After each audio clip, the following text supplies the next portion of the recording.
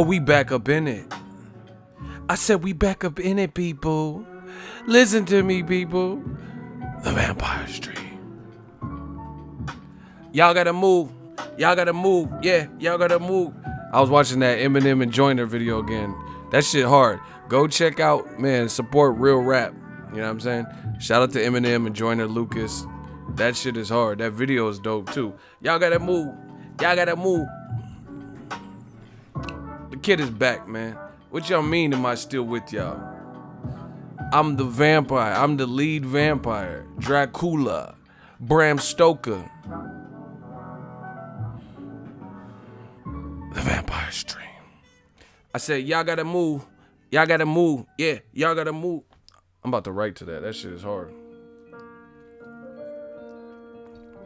I'm actually uncomfortable when he was killing. They both were killing. New media, we killing. Video go hard, song is on point. Yeah. Shout out to Darnell. He said, us Bay Cats, man. He said, we stay grinding. We don't sleep. We don't need sleep. I told you it was going to be a surgical summer. Y'all was going to fall in the fall. Death Row East. Believe in that. Where my party people at? Smash the like button. We gonna jump right into Tangs. You know, this is crazy, people. Y'all awake?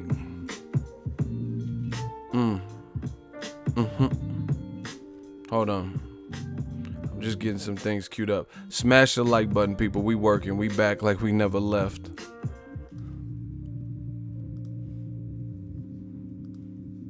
Y'all gotta move. Y'all gotta move. Y'all gotta move. We the Bay Cats, man. Listen, it's about to go down. I'm about to talk about this stuff right now. Hold on. Hey, new media fucking these boys up. I'm sorry. It's just what it is, people. Listen. Y'all gonna see.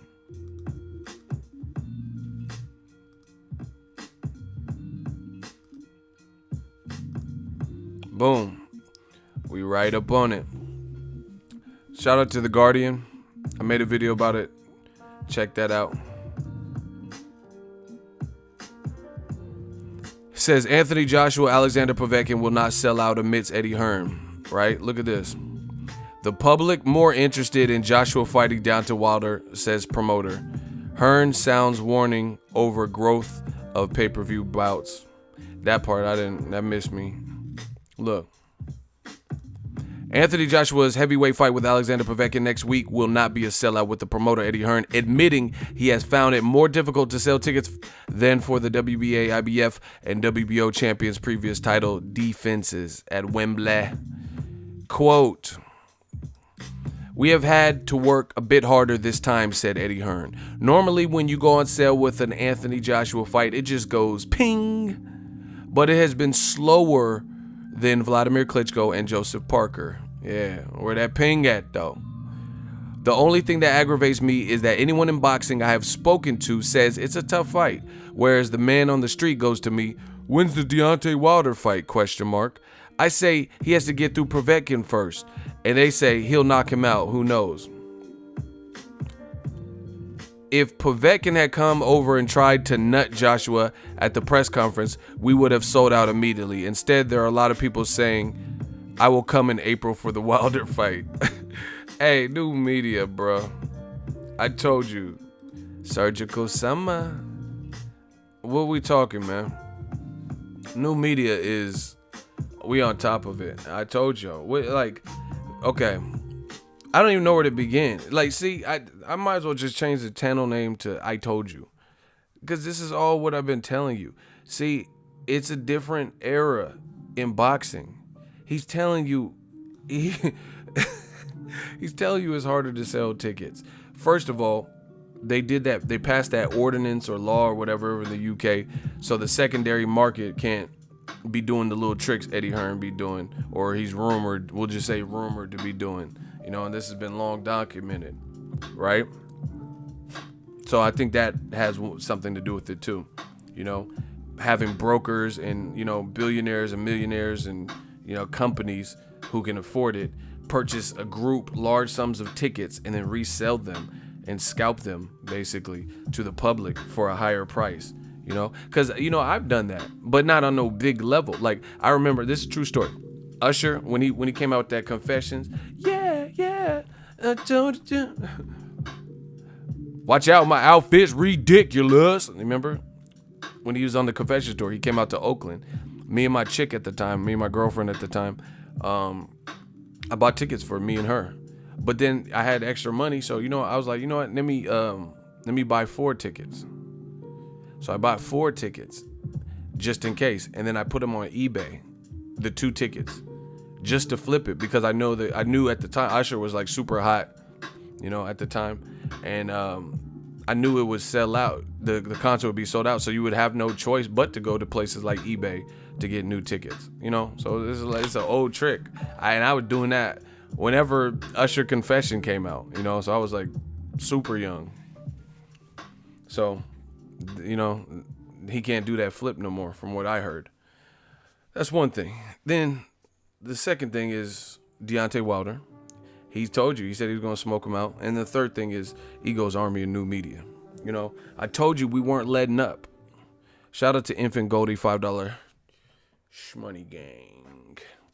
Says, well, what is the AJ fans gonna say? Ego told you so. Keep it going, Ego. Pasadena to the Bay. I love y'all. California, you know, this is my home state. Yeah. Once again, like I said, this is what I've been saying. This is what I've been warning. Y'all, like I said, I can't wait.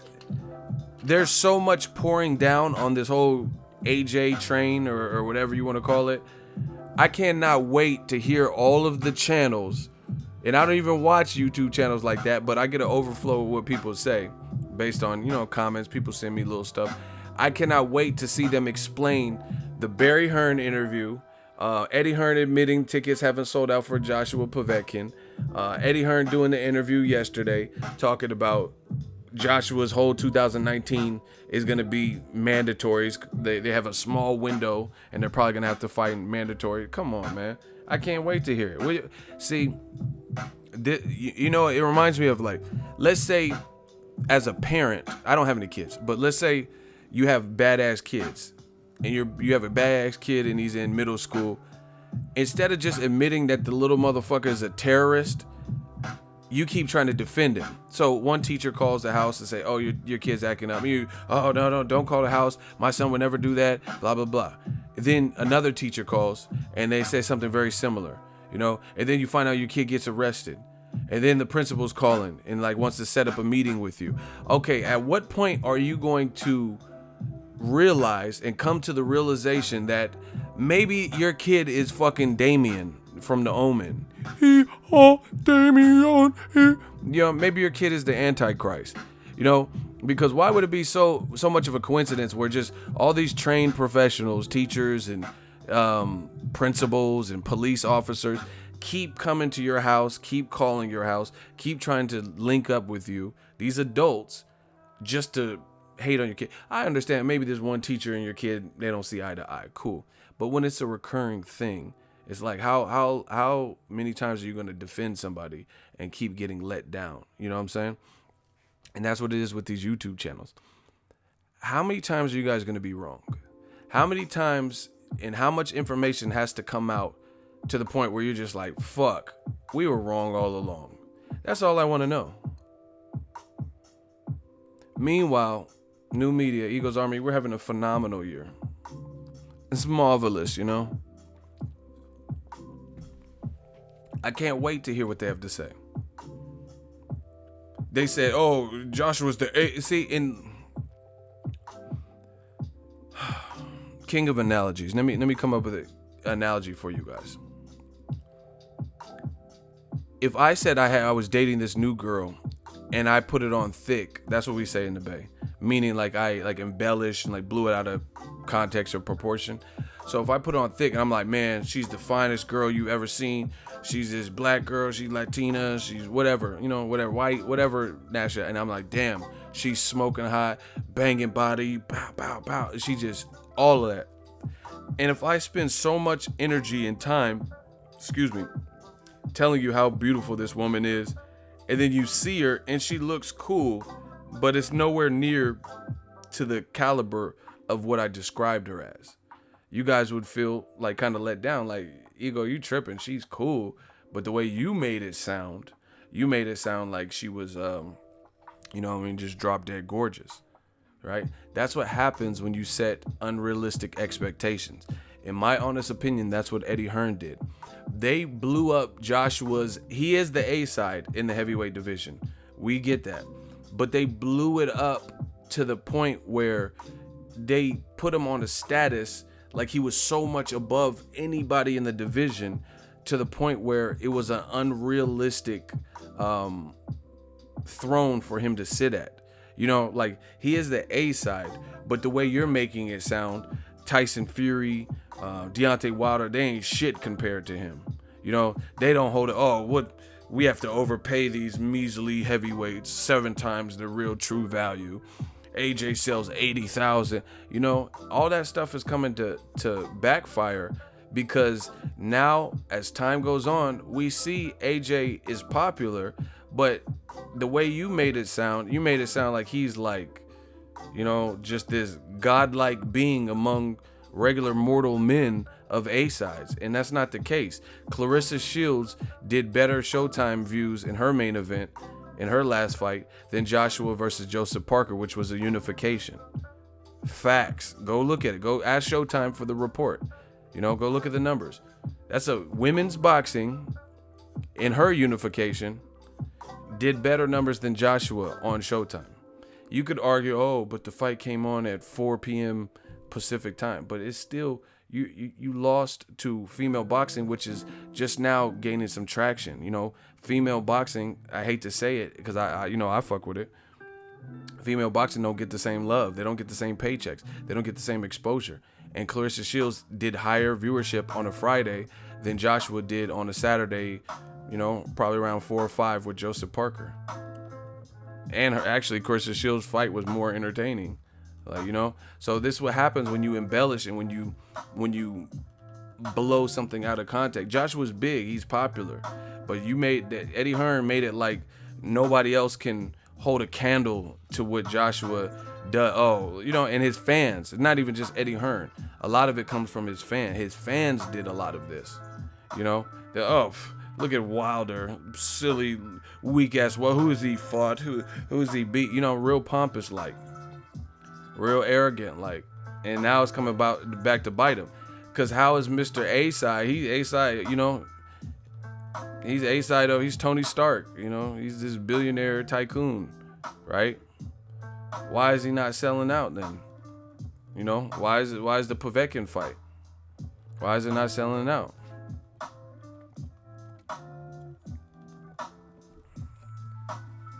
Hey, Ego, really appreciate what you're doing for the gay community. Keep up the good work, brother. Let's vote. If that was funny, he can stay. If that shit was trash and random, he had to go. So let's vote. I'm going to read it again. We'll see if it's fun. His name is John Doe. Oh, King Corleone already clapped him. Hey, I tried to give him a shot. And then these dudes are such y'all motherfuckers wait till I get my hair cut. They wait till I get my hair cut to start saying this trash ass shit. You should, when I was like grizzly and shit, looked like I was in a training camp, y'all should have talked, but I'm kind of wavy right now, you know what I'm saying? Like, I got that John B about me right now. Heard about the bad things I used to do, games I used to play, you know what I'm saying? I'm kind of wavy right now, so you look stupid judging a man right now, but whatever. Ego's Army, new media. We having fun. Listen, this is how you know that we are killing. I'm talking facts. I'm talking boxing. They're talking about the gay community and saying I'm doing something for the gay community, making these like silly ass jokes.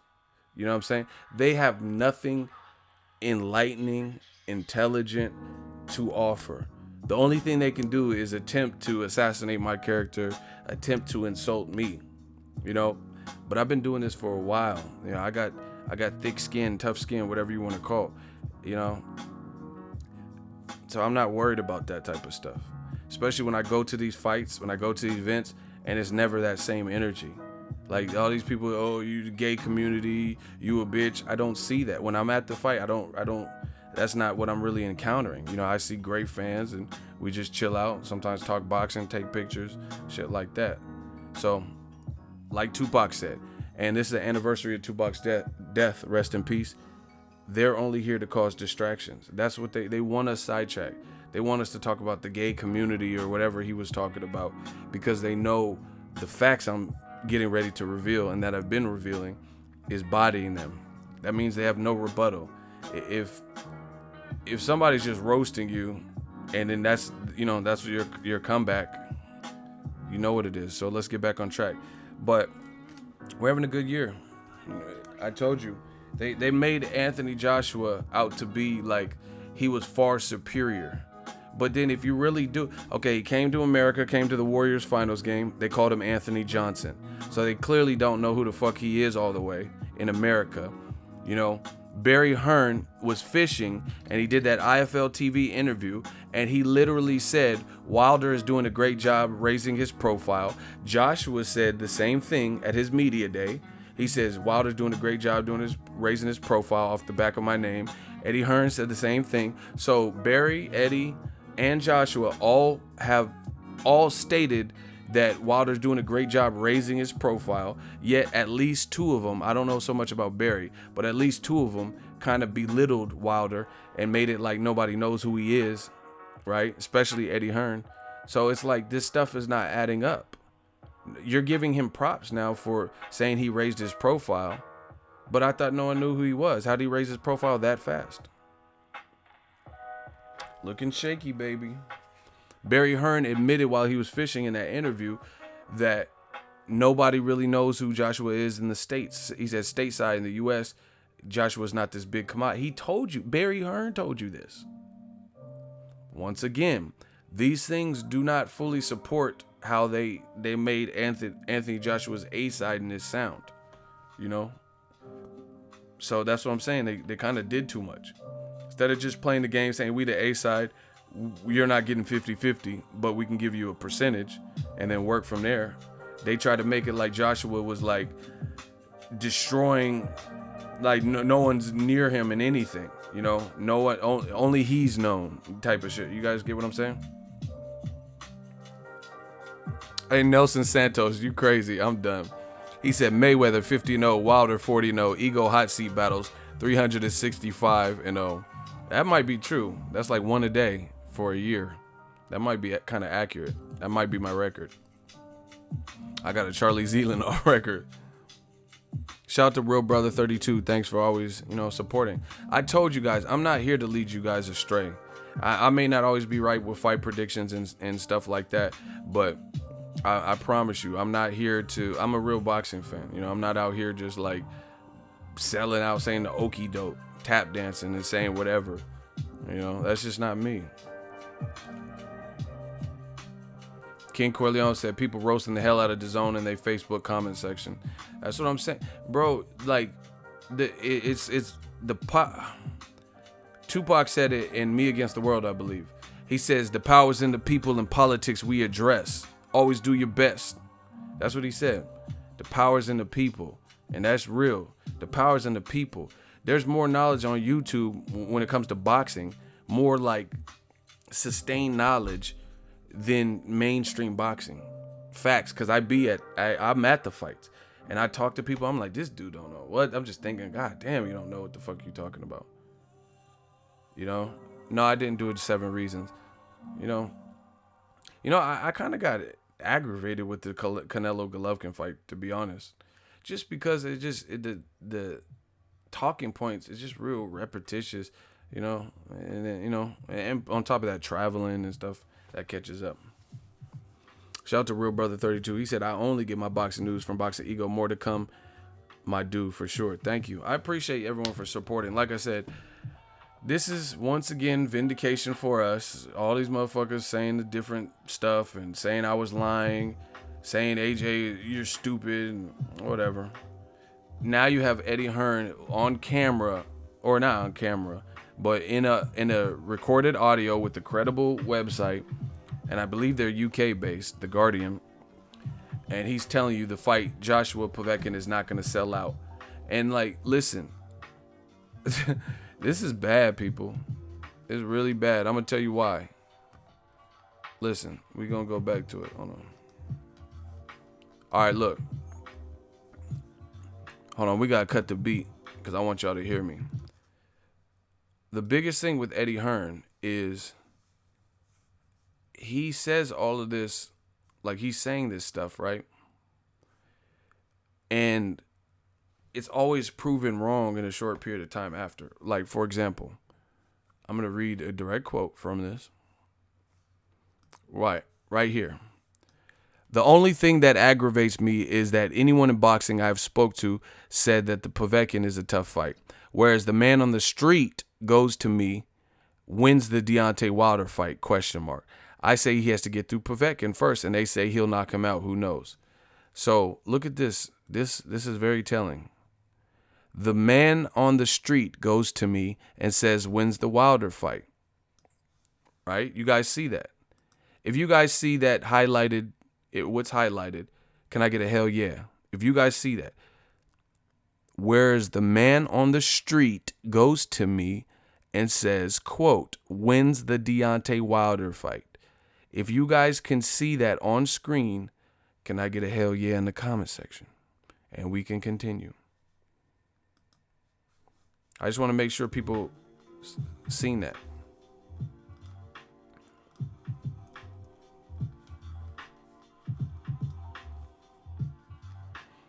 All right.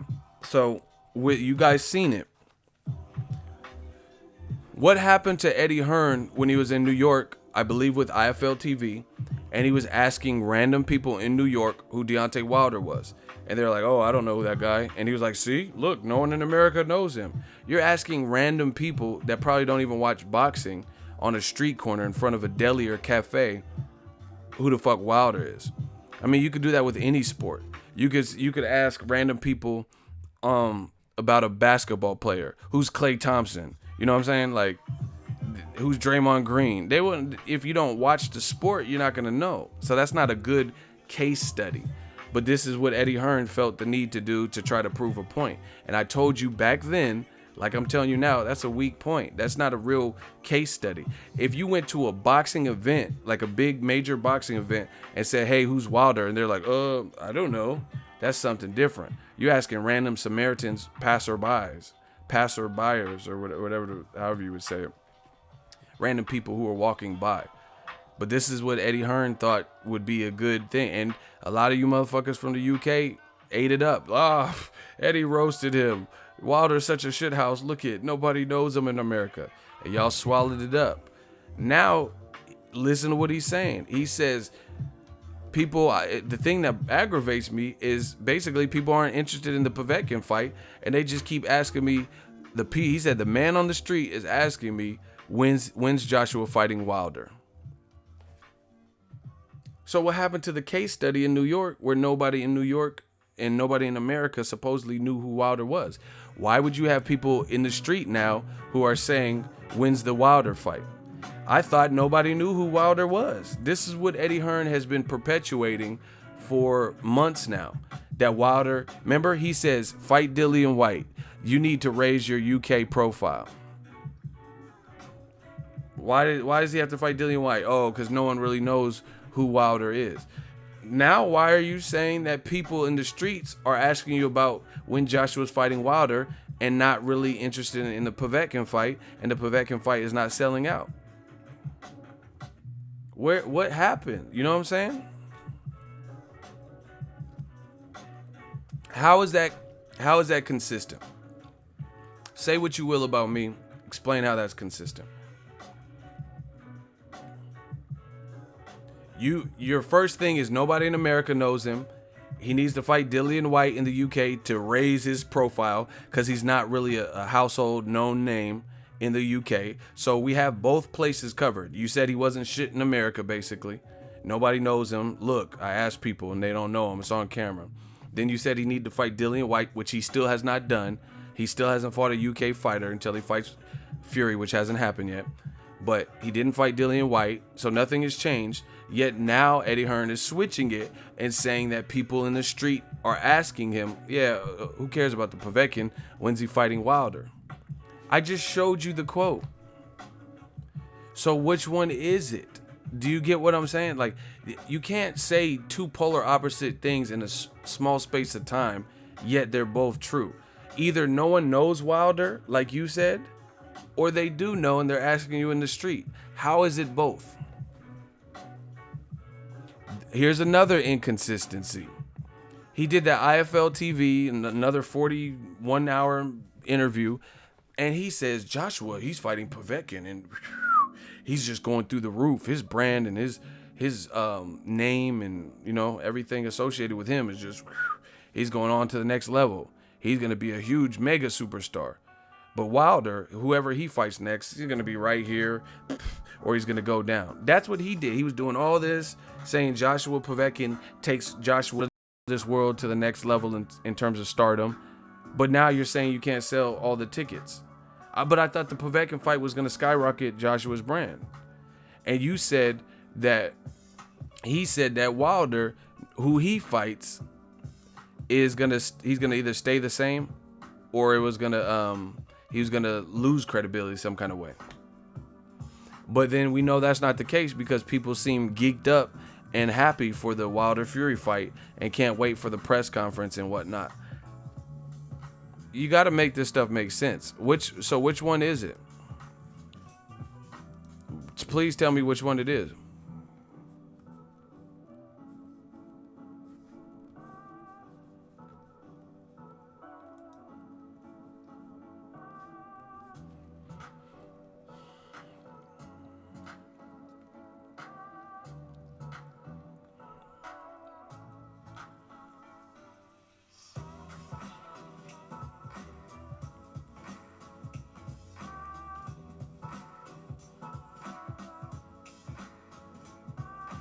Can you guys hear me?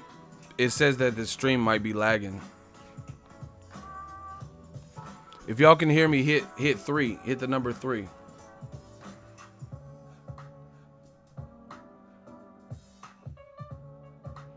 If you guys are hearing the stream and it's all clear, hit 3.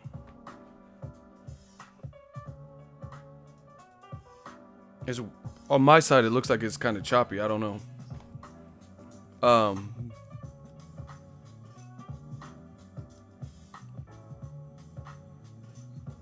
Smash the like button, people, please. But either way, my point is simple. Which one is it? See, this is the problem. Which one of Eddie Hearn's comments and commentary and stories is accurate? You said no one knows Wilder. Now you say everyone's in the streets asking you about Wilder instead of the Povetkin fight. Which one is it, people? And I can't wait for all y'all favorite YouTube channels, or allegedly favorite ones, since I'm so biased. I can't wait for them to all rebuttal this and start making these makes. Why is Joshua Povetkin not selling out? Right? And then on top of that, to make matters worse, to me, it looks like the game plan for Eddie Hearn is to make Joshua's next fight against Dillian White or somebody not named Wilder Fury winner, which is going to also hurt because he said he was scaling up Wembley in April to 100,000 plus. If you can't sell out Povetkin, why would the Dillian White fight sell out 100,000 plus? That's a lot of people. And he told you in this article, he tells you the coach packages that were part of the deal, he's having trouble selling. It's man, look at shaky. Look. The only tickets that won't go are the 15,000 we could only sell as part of a coach package. That was part of the Wembley deal, he said. We have done 3,000 to 4,000, but people just don't want to come by coach. However, we will have over 80,000 there. See, they don't want to come by coach. Because, see, he can make it sound however he wants. He's having trouble selling package because of the level of fight, period.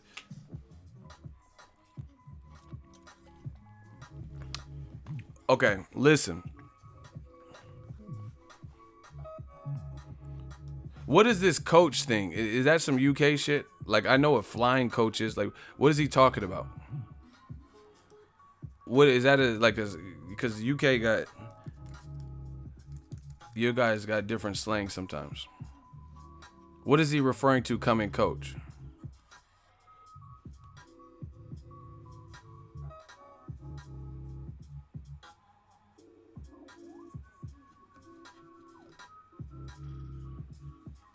He's talking about a coach bus, like a chartered bus.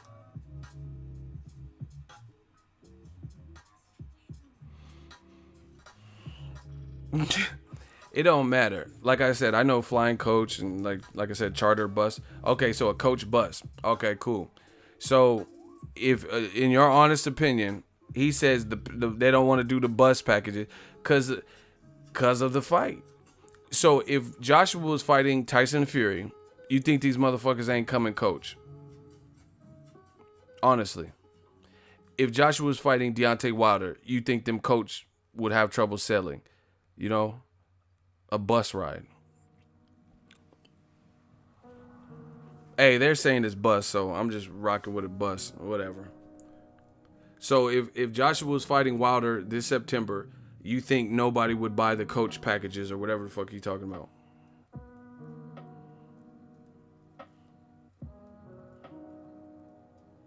He said that was part of the Wembley deal or something. So, do you guys believe that? Is anyone out there that believes that? It's clearly the fight, because you're going, if it's the fight we want to see, people will do a whole lot of stuff to get there. You know what I'm saying?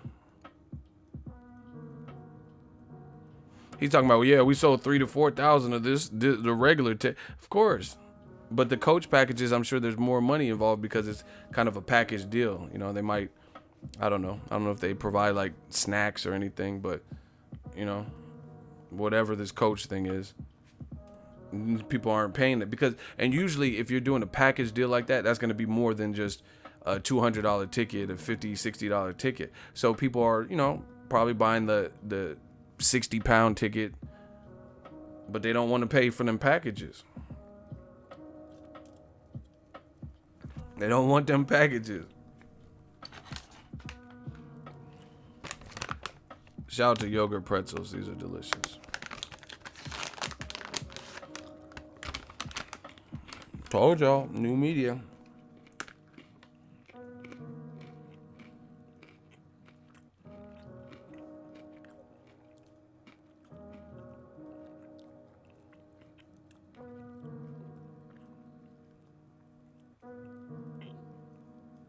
Does anyone believe that if Wilder was the name instead of Povetkin, that they would have so much trouble selling coach packages? Or even if it was Tyson Fury for Joshua?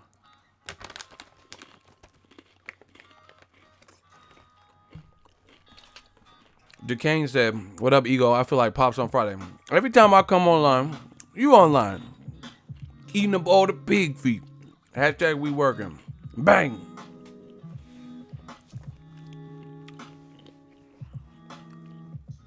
Hey, Black Bruce Wayne Jr., hey, you a fool. He said, I would have paid if AJ didn't duck Wilder. Hey, you tripping. Hey, you tripping. That was funny, though. He said, I would have paid if he didn't duck Wilder. Bottom line is, that's what it is, man. You look at, like, I tried telling these promoters, all them, for the longest time, Do right by the boxing fans when you can. You know, I understand the business. Like here's an example. I'll give you a perfect example. Top Rank, it made Crawford versus Jose Benavidez. You have not heard one complaint from me about that fight. Yes, there's bigger fights out there. Like Terrence Crawford, Mikey Garcia would be big. Terrence Crawford, Broner. Terrence Crawford versus Keith Thurman. Crawford versus Errol Spence. Yes, I get that. But I'm a realist. I'm realistic. He just moved up in weight and fought a champion his first fight and destroyed him in Jeff Horn. So I'm realistic. You know, let him have a hometown fight against a durable guy who's never been stopped, a guy who's taller than him, bigger than him, comes from a fight family. His brother's a champion. I believe Benavidez was a former champion at 40, right? A guy who's like before he got shot and stuff, Benavidez was making a lot of noise. He was making noise before David because he was older, you know? So I have no problem with that fight. You know, even though it's not Errol Spence versus Crawford. You know why? Because I'm realistic. And that's the thing over here on this side. New Media Egos Army. We're realistic. We're realistic. You know, not every single outing is going to be this mega fight. You know, Wilder actually, he's done a real good job. I mean, both of his fights this year will be really tough opponents. Luis Ortiz and what's his name? Keith Thurman, you could say the same thing, even though it's different years. He fought Sean Porter and then he fought Danny Garcia next. So his two opponents in a row were tough. Floyd Mayweather, he fought Cotto, then Robert Guerrero, then Canelo, then I think Maidana, and then Maidana again, then Pacquiao. You know, so that's like on the good side of things, that they have that many back-to-back like type of real tough fights. But you know, we're realistic. Part of what makes it worse for Joshua is what they're saying. If they just say we fighting Povetkin, fuck y'all, then that's cool. You know what I mean? That would have been easier. But they were trying to clown the American champion, belittle him, make him look like he wasn't shit, make it look like he didn't want to fight. That's where you cross the line, because we see what you're really doing and we see who really wants to fight and who doesn't want to fight. You know, so you just got to be transparent. And I told y'all, see, Eddie Hearn, he's getting a lot of this stuff at the wrong time. People feel a type of way about how Matchroom is conducting fights and shit like that. This is when you get all this money from DAZN. That's not good, because the promoters got to realize this. For DAZN to take off in America, which is the market that they're targeting, because the UK, they're not targeting DAZN for them. They still buying Sky Sports pay-per-views or whatever to watch Joshua fights. They're targeting us, Americans, for DAZN. You know, that's why the cards, that's why they did the press conference in America, in New York. That's why a lot of the cards, the Boston for Billy Joe Saunders, Andrade. That's why it's in Chicago for Jesse Vargas and Thomas Delorme. That's where they made a mistake, because you're targeting the U.S. market and try to tap into that with a brand new company that's only 2 years old in DAZN, and you're not necessarily making the matches that the people want to see to get this off the ground. We seen how the Joshua Wilder situation was handled. We seen Joshua turn down $50 million, and now you're trying to sell us something, which is what I've said from the beginning. That's going to be an uphill battle. And the only way to make it right is some transparency, start making some good fights. Like no one's complaining about Billy Joe Saunders, Demetrius Andrade at all. No one's complaining about it. I think they could have did better with Jesse Vargas's fight, and I have a solution. You're fighting in Chicago, fight a Chicago fighter, Adrian Granados. Better fight, boom. That's a better main event, especially if you're trying to compete with Conor McGregor. But you can't compete with Conor McGregor with the Thomas Delorme fight. I'm sorry. You know, because if you're more of a boxing fan, you know, the right matchup would entice you to watch the boxing event. But if it's like a mismatch, or, you know, just not the greatest fight on paper, something that really excites you, then you probably would watch the UFC card. It's not rocket science. I tried telling you guys.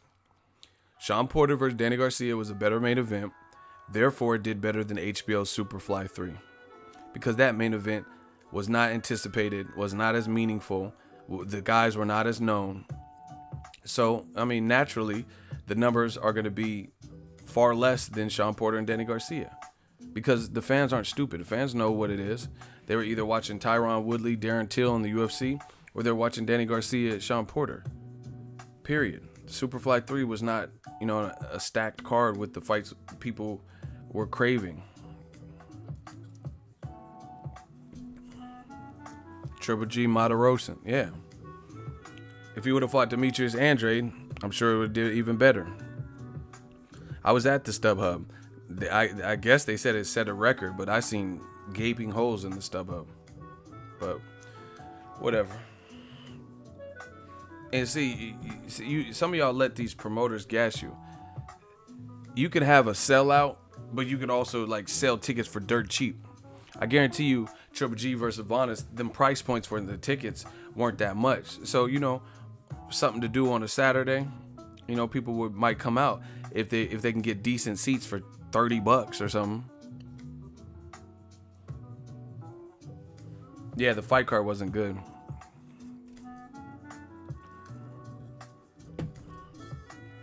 So, like I said, it's gonna be an uphill battle for Joshua and them until the fights that people want are the fights that we see on the paper.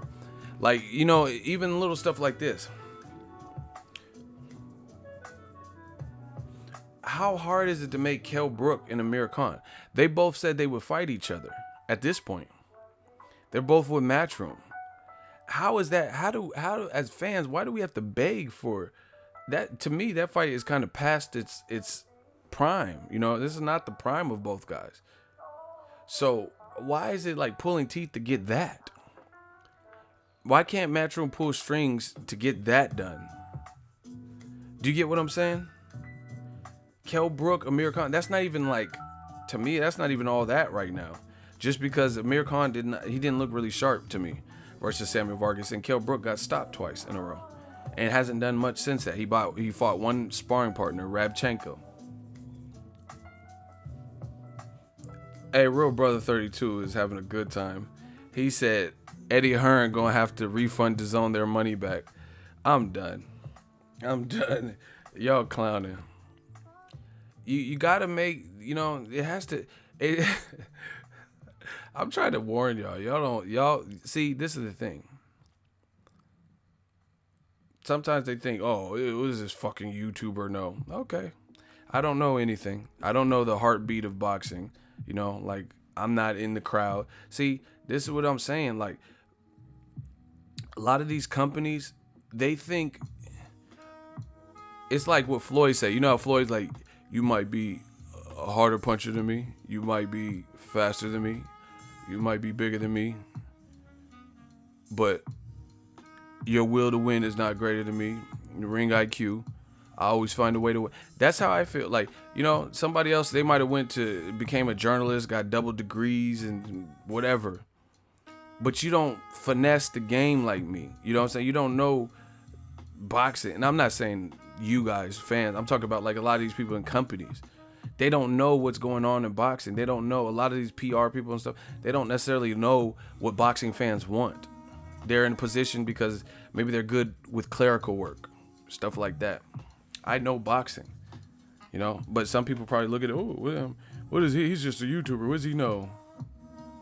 He's like Logan Paul of the, whatever. I don't know nothing. But I guarantee if you listen to some of my instructions or some of the things that I've said, a lot of these companies would be better off. I'll tell you that much. Khan versus Brook, that shouldn't even be asking too much at this point. That shouldn't.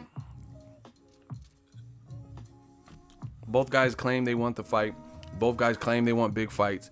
Kell Brook, he don't want to fight Jermell Charlo or Swift Jared Hurd or Jaime Munguia.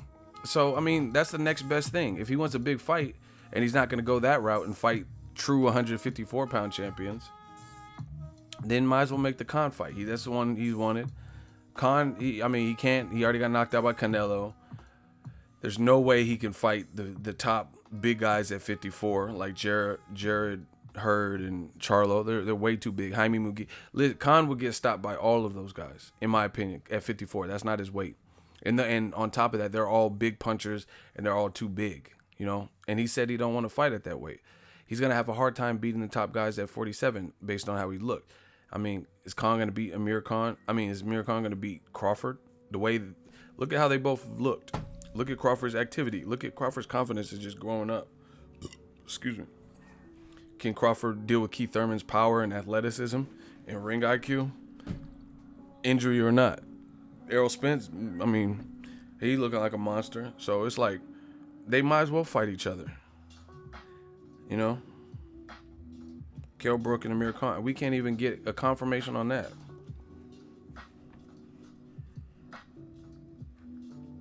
Crazy.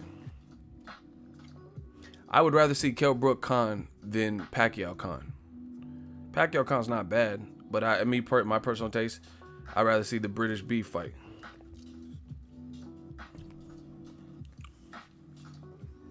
That's me personally.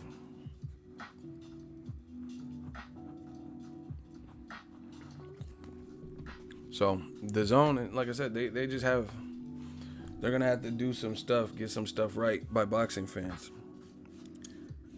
Joshua Povetkin is just not the. Listen, we're on the heels of Joshua Povetkin. I don't know, man. Joshua Povetkin is not going to be aired on Showtime. It's going to be on DAZN. Do you guys see the problem? Showtime would have at least been trying to promote the fight. DAZN, I haven't really. It's new. You know, it just came out last week. Like, made it available on devices in the United States.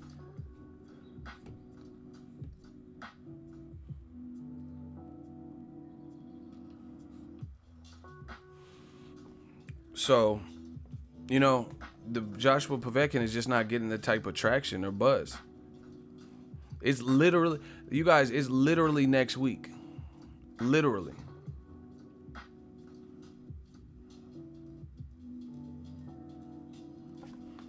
Literally.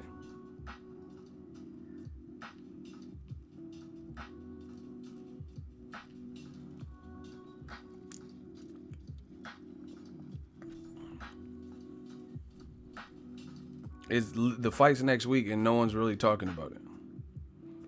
A heavyweight fight. I remember covering the Klitschko fight for Joshua. I was stoked for that. Most fans that I seen were. Even the Parker fight was probably getting more buzz. Definitely Wilder Ortiz. People were hyped about this. Not hearing nothing. And then on top of that, most likely Joshua and Fury's going to get announced to upstage it. So it's going to get announced to coincide with that. So that's just my thoughts. Like, here's another thing. If Eddie Hearn really wants to make Dillian White versus AJ 2, I feel like fans would want to see Dillian White go through one more solid test. Not Derek Chisora. Fight Gerald Miller if he looks good versus Thomas Adamak, or my number one preference for Dillian White, Luis King Kong Ortiz. That's a great fight on paper. You know, people keep, Luis Ortiz is not worth money. How you know? Like, these fans be lying. They say, this guy doesn't bring no money to the table. Well, how can you say that when more people would rather watch that than Joseph Parker? I voted on stuff like that, and people keep bringing up Ortiz. So, you know, if you really feel like you're not fighting Wilder Fury winner and you have to fight Dillian White, at least fight Dillian White if he beats back. Fight Dillian White, put it this way. Dillian White, Luis Ortiz in December, winner gets AJ. If you don't want to fight Wilder versus Fury. How about that? Yes, Miller is fighting Adamak in October, so yeah, I don't know if it would work per se unless they did it in like January or so. But, okay, fine. Gerald Miller's out of the question. Fight Luis Ortiz. That's the better fight anyway. Luis Ortiz versus Dillian White in December. Luis Ortiz is not booked up. I don't know who he's fighting. Fight Luis Ortiz. If you're not going to fight Wilder Fury winner, fight Luis Ortiz and Dillian White. Winner gets AJ. That's, if you want to sell Wembley, that's the next best thing. Just like Joshua didn't happen, the next best thing is Wilder Fury. If Dillian White gets past Luis Ortiz, wow, he deserves a title shot. If you're not going to do a unification, in my opinion, because you have to understand this as I'm a boxing fan. We can go tit for tat. We can go blow for blow like Evander and Bo, right? Joshua already beat White by stoppage. Vicious knockout. That was actually one of Joshua's impressive knockout. He shot an uppercut and Dillian fell in.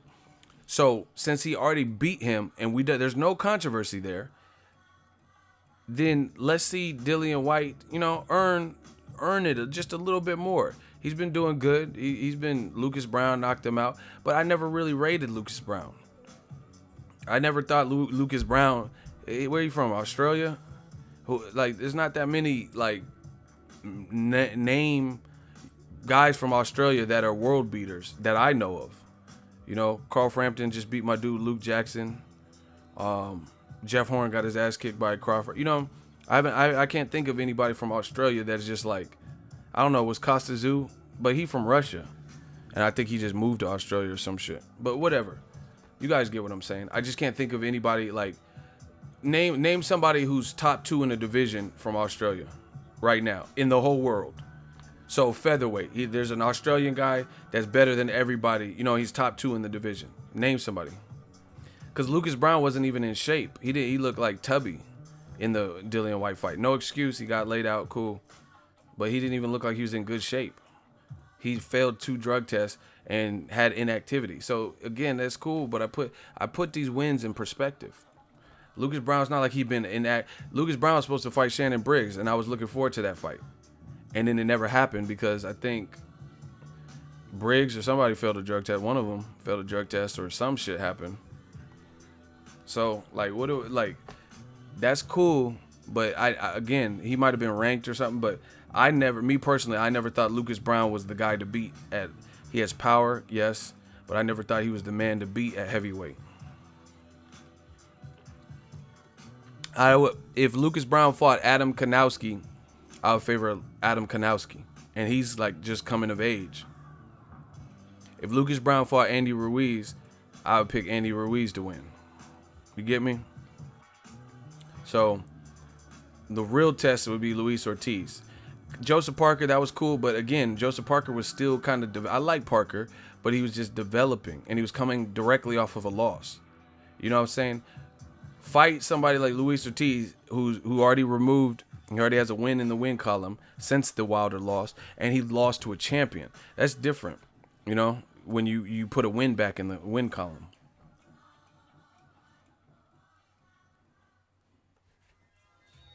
I don't know if I'm going to do the 7 reasons. You guys know who I'm picking. I'm picking Canelo.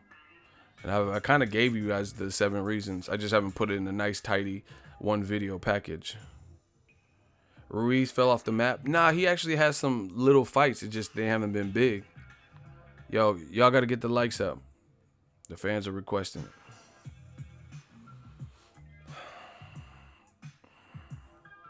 Adam Kanowski is the heavyweight on the Garcia Porter. That's what I just said. So, Dillian White, he's close. Gerald Miller, he's close. These guys are close for title shots. But go through one last test. Here's why. I can break down everything. I can break down everything that I feel. Here's why. We watched Anthony Joshua. I know Dillian White beat Joshua as an amateur. But when they took the headgear off in the pros a couple years ago, before Joshua was a champion, Dillian White got knocked out. That is a fact, right?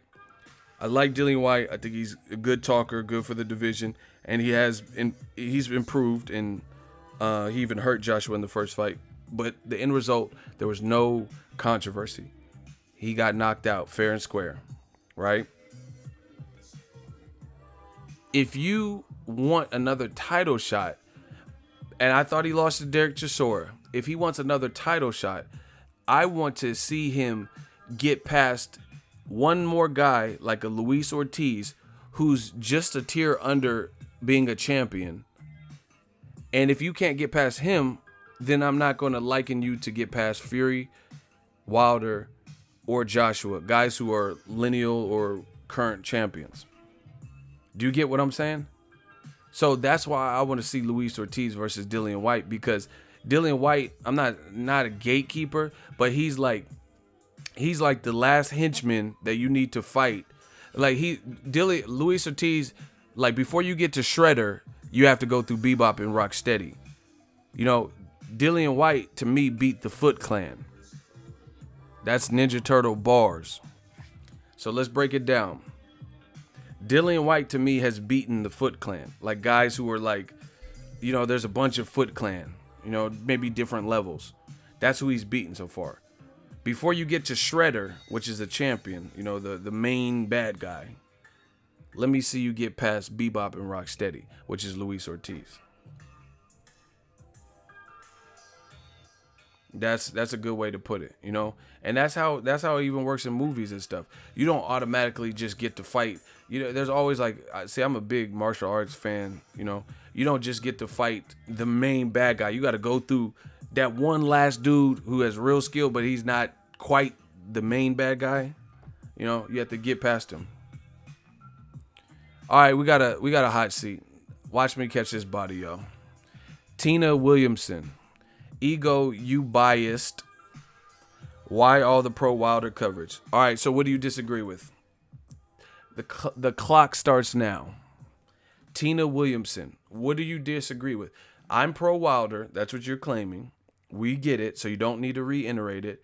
You're saying I'm pro Wilder. So what have I said that was pro Wilder, right, that you disagree with? So I gave Wilder credit for something he doesn't deserve credit for. It's a question, Ego. Strike one. Don't back off the block now. You said, why are you so biased? You're pro Wilder. So once again, in the hot seat, stop ducking the fade. Tell me what I said about Wilder that you disagree with. So I said something which wasn't factually true or wasn't a good opinion because you disagree with it, and then you tell me your reason. You know you done fucked up, right? I told you I'm gonna catch these easy bodies. That's all I'm asking. See how hard it is for these guys to just say something, guys and girls. I don't know. Tina sounds like a girl name, but see how hard it is for them to just answer the simple question. What have I said that's pro Wilder? Because if you're saying I'm pro something, then that means I support this, and then you're making it sound like it's a bad thing because I'm just being supportive. Strike two, you're lying. You said that Deontay Wilder's resume is on par with Joshua. I said if he gets through Fury impressively, then his resume, to me, rivals Joshua, if not trumps it. That, if you're going to quote me, quote what I really said. And once again, disprove it. If he gets past Fury, let's say he knocks out Fury, so you believe Joshua's resume. Let's say Joshua knocks out Povetkin and Wilder knocks out Fury, you think Joshua's resume is demolishing Wilder. I'm not talking about the number of fights. I'm talking about the level of competition. So if they both get knockouts in their next fight, which they are the favorites, you mean to tell me Joshua's resume is shitting on Wilder? See, now we're getting somewhere. Now you trapped. It don't matter if it's a fake account. They about to get this work in front of everybody.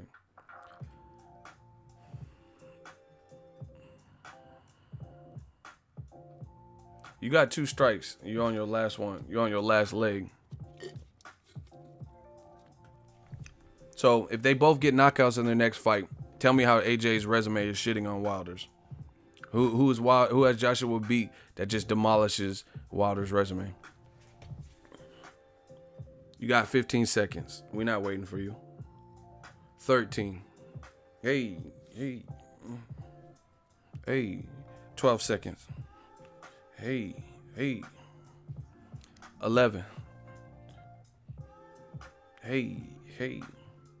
10 seconds. Where you at, Tina? I hit Tina with that Nina. Oh my gosh. 8 seconds. 8 seconds. 7 seconds. Strike 3. 6 seconds. Where you at? 5 seconds. Hey, shooters, grab your weapons. I am slaving. Boom, shoot him, hit him. One time, shooters, clap him. It is slaving. That was easy. Shooters, that's all y'all.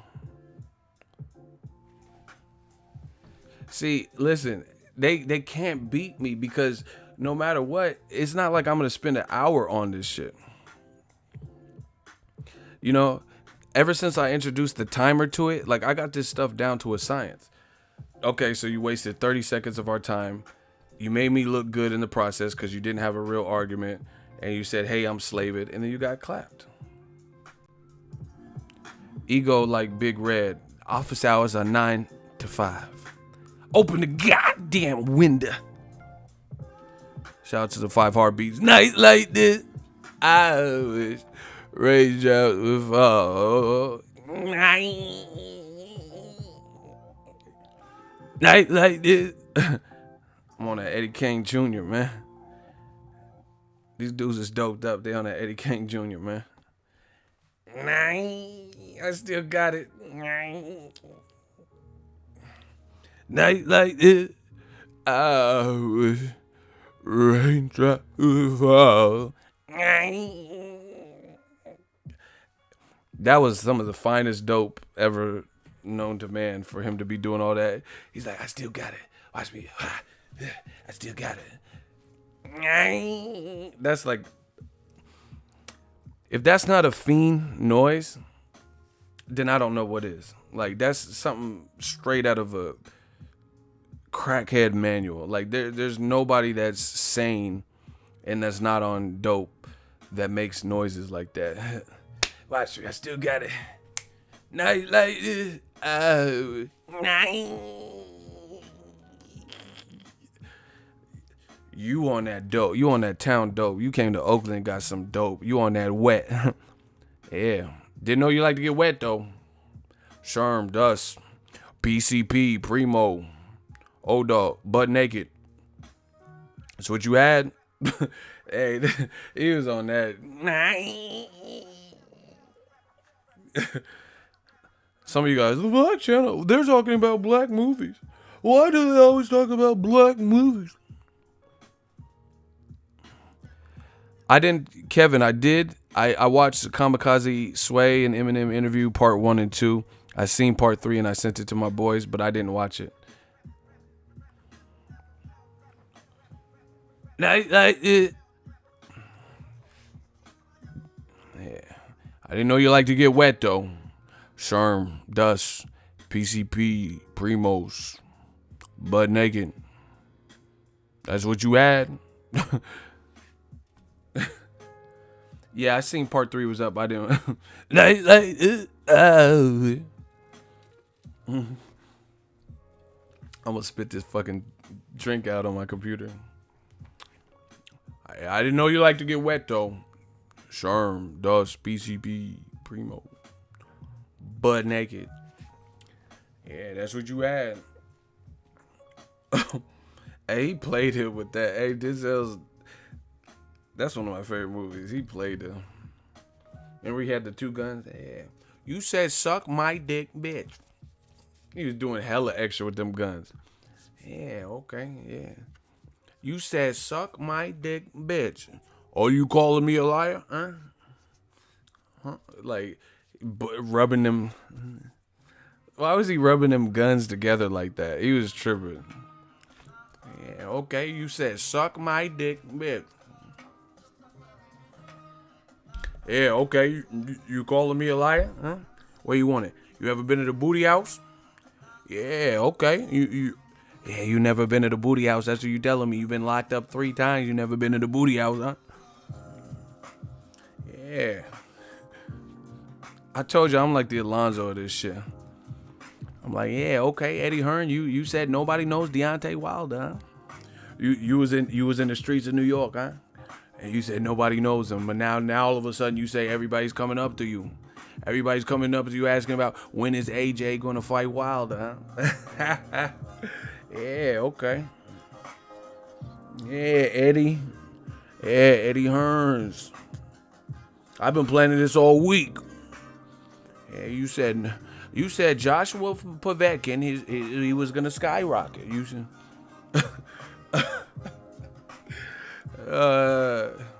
you said AJ Anthony Johnson. You said his brand will be through the roof. He would take off.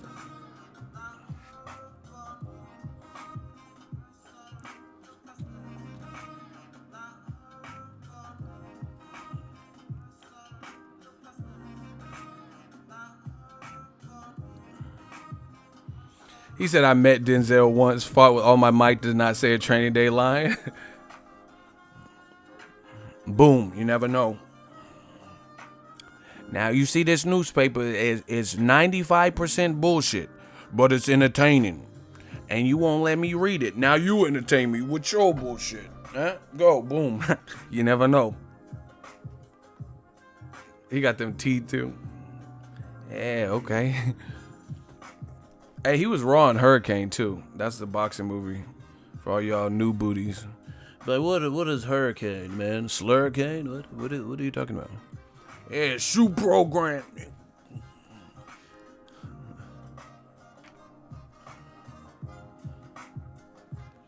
To protect the sheep, you gotta catch the wool. Are you a sheep or you a wool? Are you a sheep or you a wool? Denzel was doing it. He deserved the Oscar to me for that. That shit was raw. I've been a long time Denzel fan. Yeah, you said Deontay Wilder. Hey, him and Fury, nobody cared. So nobody cared, but you think they care about Joshua and Povetkin? Nah. Reuben Carter. Yeah, you want to pull over the Hurricane because I'm a black boxer. I got money. That's why you think you can do that. Training Day 2 would be lit, but he got lit up at the end. How are you gonna come back? It had to be a prequel or something. They did Carter dirty. You're right.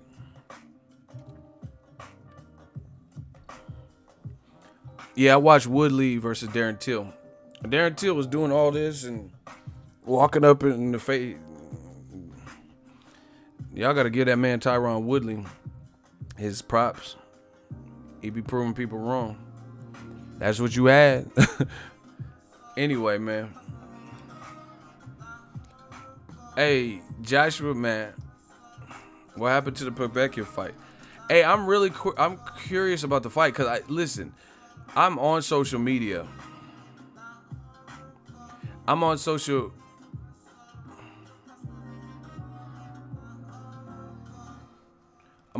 media or whatever, and I know that must be crazy that every day you check your social media and people going ham on you.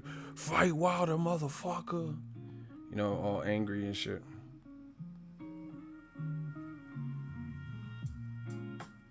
So I want to see how he deals with that.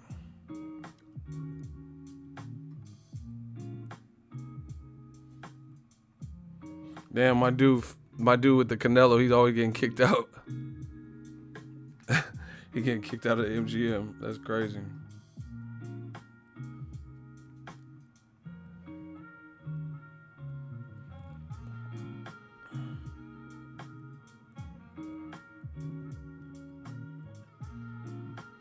Oh, he hit me up. Look. That's my dude.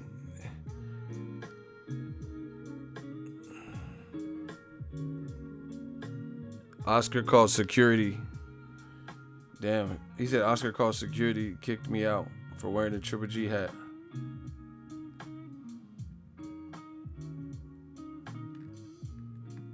Damn.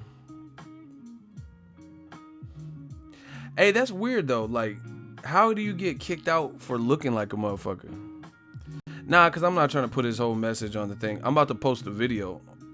He said I could post a video. Hold on, I'm about to post a video. But how you get kicked out for looking like a motherfucker?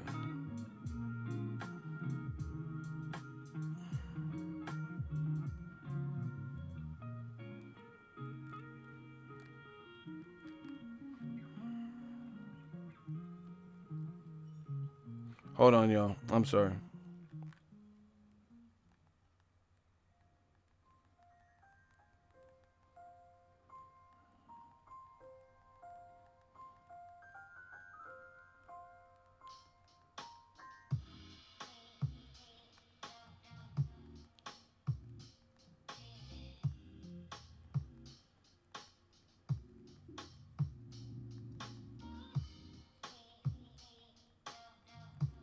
How do you get kicked out? It's weird. How do you get kicked out for, like, just because you resemble someone and you're taking pictures? I don't know. I don't know how that works, like, from a legal standpoint. Like, get the fuck out. You look too much like Canelo. Like,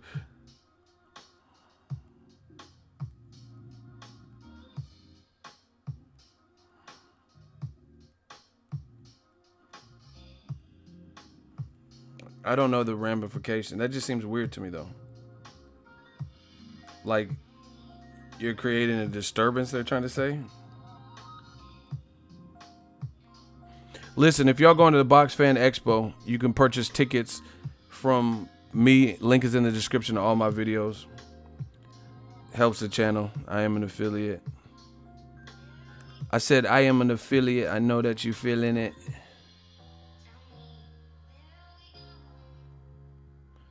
He said Oscar De La Hoya kicked him out. Like, called it. Damn. They really don't want dude there. That's crazy. Hold on. Fuck. Getting kicked out because I wore a Triple G hat. I was taking pictures with fans. Call your goons off me, Oscar De La Hoya. We will be in court again soon. Please tag Oscar. He blocked me. Damn, it's going down.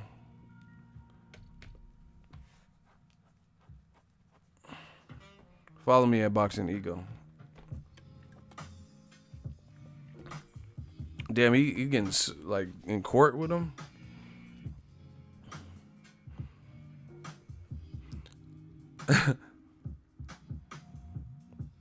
That's fucked up if you get sued for looking like, you look like Drake, motherfucker.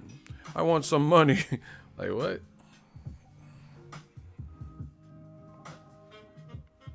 Like, change your hairstyle. You can't be looking like my artist. Fan Expo is like, you know how they do those bodybuilding conventions and they have like booths set up and it's just like a big, you know, big convention center, right? And you just, the boxers there that, you know, they have a stage and all types of shit. Andre Ward, Eric Morales, Errol Spence Jr., Mikey Garcia, Jesse Vargas. There's about to be a bunch of fighters there, you know. Some of them have, like, Badu Jack's going to be there. He has his own supplement, Ripper Nutrition. So, he, you know, he's going to have a booth set up, I'm sure, to be able to sell that. You know, they got different stuff. Autographs, you know, just different shit like that. Autograph, booths, take pictures. I met Tommy Hearns there. That was cool. Last year. He's still kind of tall, too. Yeah, meet and greets and autographs. It's lit. Get your tickets. Get your tickets in my description. Who the fuck is E3? I don't even know who that is.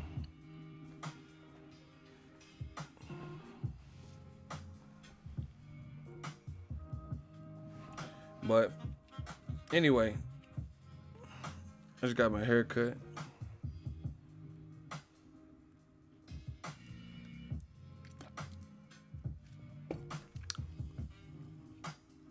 Oh, Electronic Expo. Got you. Hey, what happened with the new iPhone? I didn't watch the announcement. Is it worth it? Oh. Because I got the iPhone X and the iPhone, I think 8S Plus or some shit. I might get rid of one and get the new one. The Max. What's it called? iPhone Maxi Pad? What's the shit called? The iPhone Maxi? Maximus?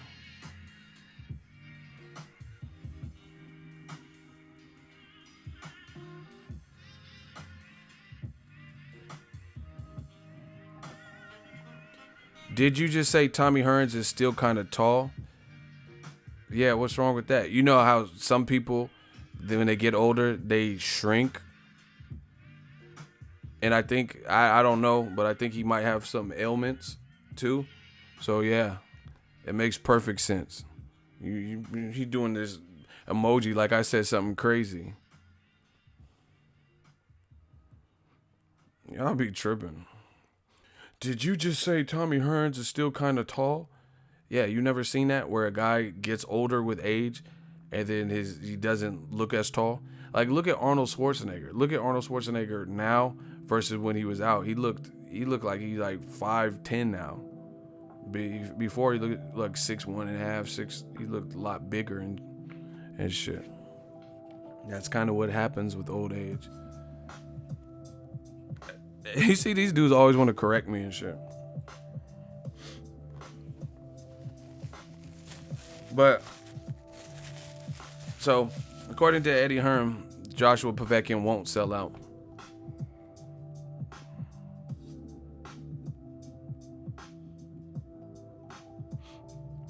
It's crazy how phones cost damn near the same as computer, but now people use it. Like I look at my analytics. When I first started YouTube, my analytics, it was like 88% of people who watched my videos watched it on desktops.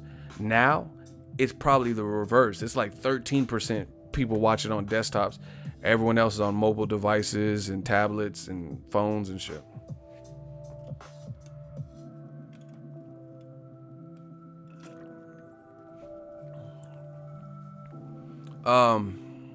Let's talk about Canelo Golovkin too. Some people don't understand where I'm coming from, so I'm gonna give you guys the opportunity. We can talk about it live.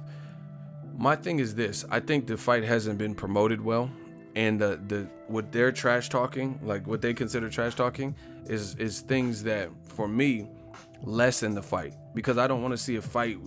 You just keep telling me a guy's cheating and trying to find new ways to cheat.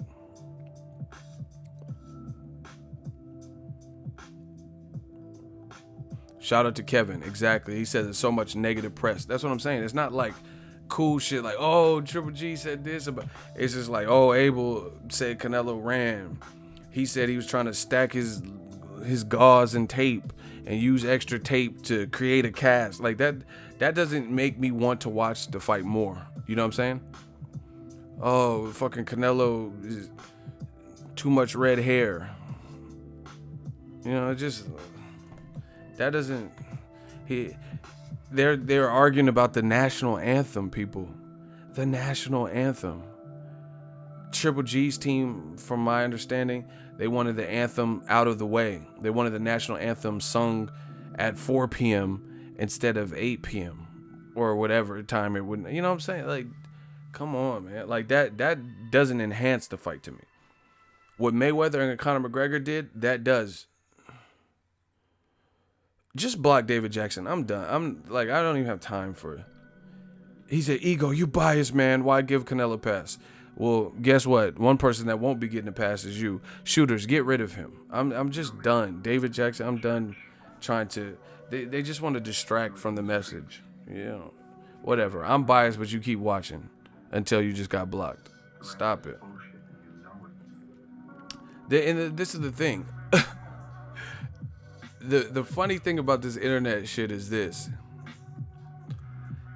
You have an opinion and you state why you have that opinion, and it's not even like it's a off the wall Looney Tune crazy type of opinion. They just say you're biased. Like if I ask you guys, what do you like better? I'm gonna ask you a question and I want to hear some answers. What's a better muscle car? A Camaro or a Mustang? What do you like better, Camaro or Mustang? Go.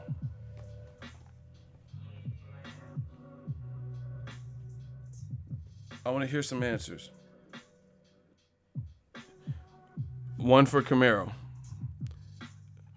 Depends. 2 for Camaro. 3 for Camaro. Camaro. Mustang 69. Camaro all day. Okay, all y'all motherfuckers that say Camaro, you biased. You see, that's what they do to me.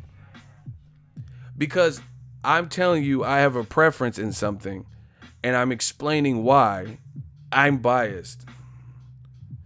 You know what I'm saying? It has nothing to do with it. Like being biased to me is when you're not giving fair you're not giving like a fair coverage. Like if I'm analyzing a situation and I understand one side better than the other side, it makes more sense to me. It's not because I'm being biased, it's because that's how I feel. You know, if you like Camaro better than Mustang, you think it's a better, well put together, slicker look, whatever. That's not because you're biased. It could be, I guess. It may be if someone's just biased and they used to work for Chevy or some shit. But people just automatically relate it to you being biased. Like that has to be the only reason. Like they even say stupid shit. Oh, Canelo's on your payroll. Or I mean, you're on Canelo's payroll. Let them tell it. Y'all must be think I'm making all types of money from these fighters. You know, they say I'm on Wilder's payroll, Canelo, and Golden Boy. Like fuck. Like I'm on everybody's payroll. Let y'all tell it. They just be saying stupid shit.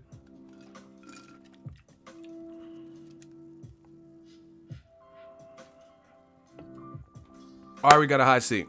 Marcus Simpson. He says you don't give fair coverage. Okay, so what didn't I give fair coverage to? So name something I should have covered that I didn't cover regarding. Oh, this is gonna be good. So he said I'm not giving fair coverage. So what should I have covered? You have the floor, Marcus Simpson.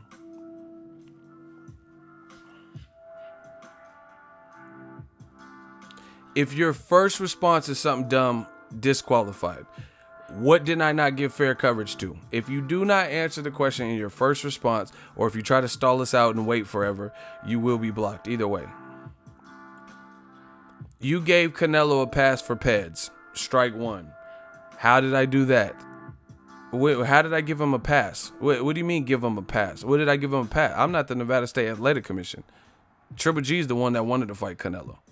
I don't give a fuck if they never fight again, to be honest. So how did I give him a pass? Canelo failed a drug test and I covered it. So strike one. How did I give him a pass? Where's this pass? What pass did I give him? I'm not the commission. So please explain. Explain what pass I gave Canelo. I'm not the jurisdiction. I don't control when Canelo gets to box, if he ever gets to box again. So how did I give him a pass? You see? This is what they say. I gave him a pass for what? I didn't say when he can box or can't box. I don't care if he ever fights Golovkin again. The way, the way it's been, I am slaved. You're gay. Everybody knows it, man. Blocked. Marcus Simpson. Get him out of here.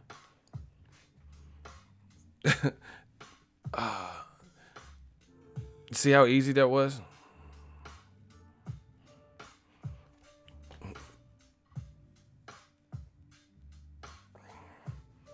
He said you are gay, everybody knows it. You got me. Oh shit. These dudes be obsessed with me. I told you. I tried telling y'all.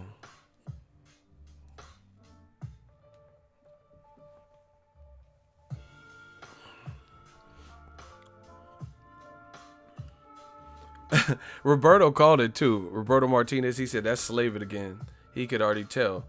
And he's like he just said, hating but stay on the stream. That's what I'm saying. I'm so biased in gay and all this other stuff, but you keep coming up with fake accounts with different people's names to come watch me talk. Okay. That makes a lot of sense. See, that's what I'm saying. That's like me going to a restaurant saying, Patooey, this food stinks. This is disgusting. Who made this? This tastes like trash. But I go to that restaurant every single day.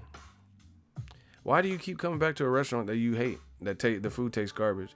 And once again, every time y'all hate, the money comes in. Shout out to Askier Hussein, $15 super chat. He said, I asked you before which fight you think will happen first, Joshua versus Wilder or Thurman Spence. Due to recent events, which one do you think will happen first now? If I had to take a pick, Joshua Wilder. And the only reason I'll say that is because they're at least both active. Keith Thurman, I don't even know when he's coming back. So, I don't know.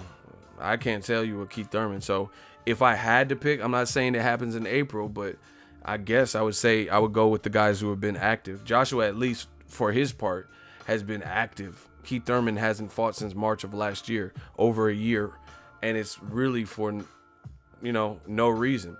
He said that the surgery would heal in 6 to 7 months, but it ended up taking more. He said a year.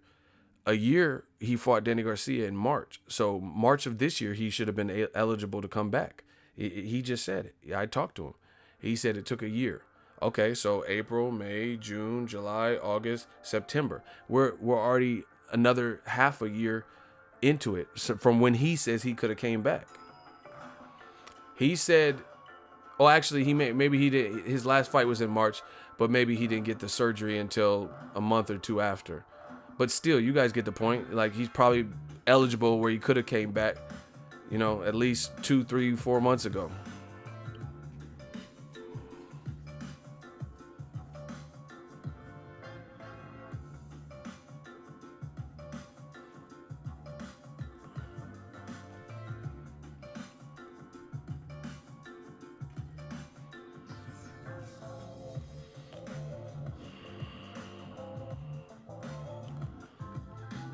He did. He said he hurt his hand or something. But like I said, I would pick Joshua Wilder because the pressure that Joshua's receiving, they're going to have to make that fight.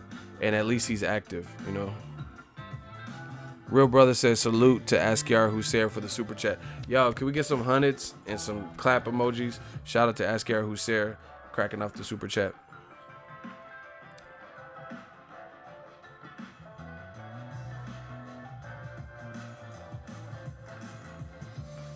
If you have PS4 and PlayStation streaming, you can get it for $76. Well, that's good to know.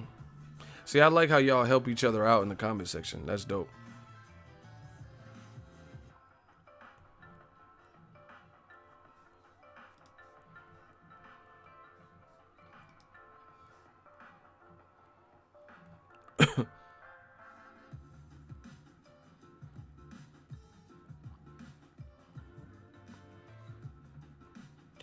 Damn, we got 24. Hey, we got to get the likes up. We got 85 likes and 24 dislikes.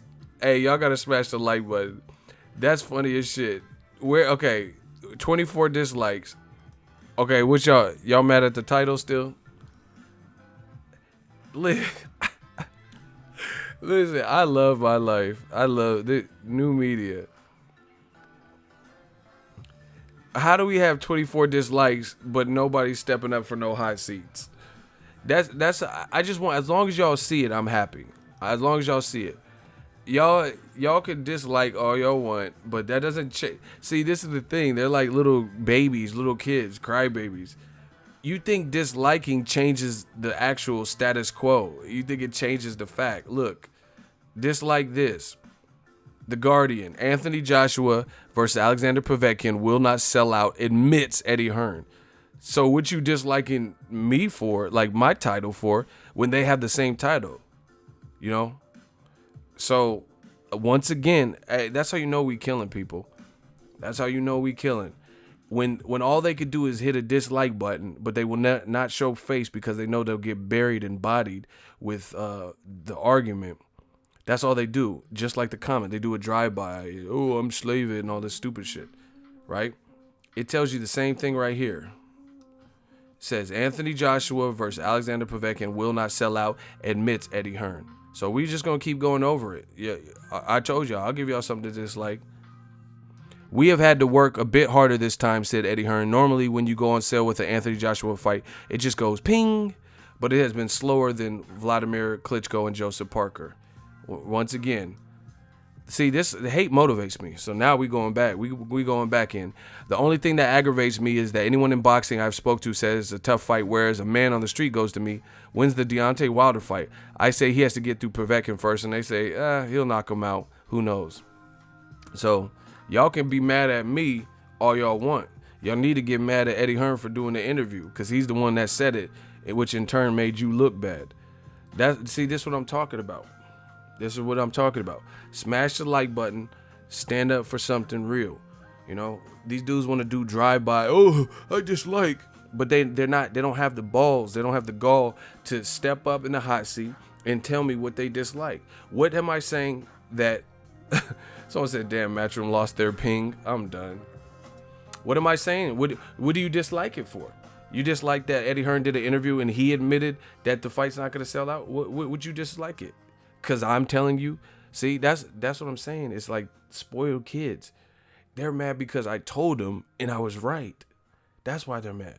And now that I have the confidence to remind you and show you that you were wrong. That's what they're mad at. They're mad that they've been petitioning and saying the opposite and saying a whole bunch of dumb shit for 6 months to a year, and then they got proven wrong. That's why they're upset.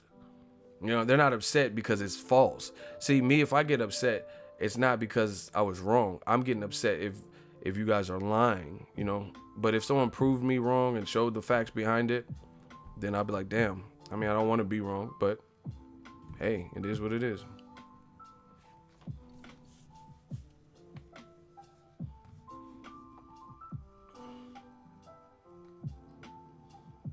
Someone says slave it back. Why? What's his fake name? You know, the dislikes probably came from him. The amount of look how many accounts he has. He came back under like 3-4 accounts, at least.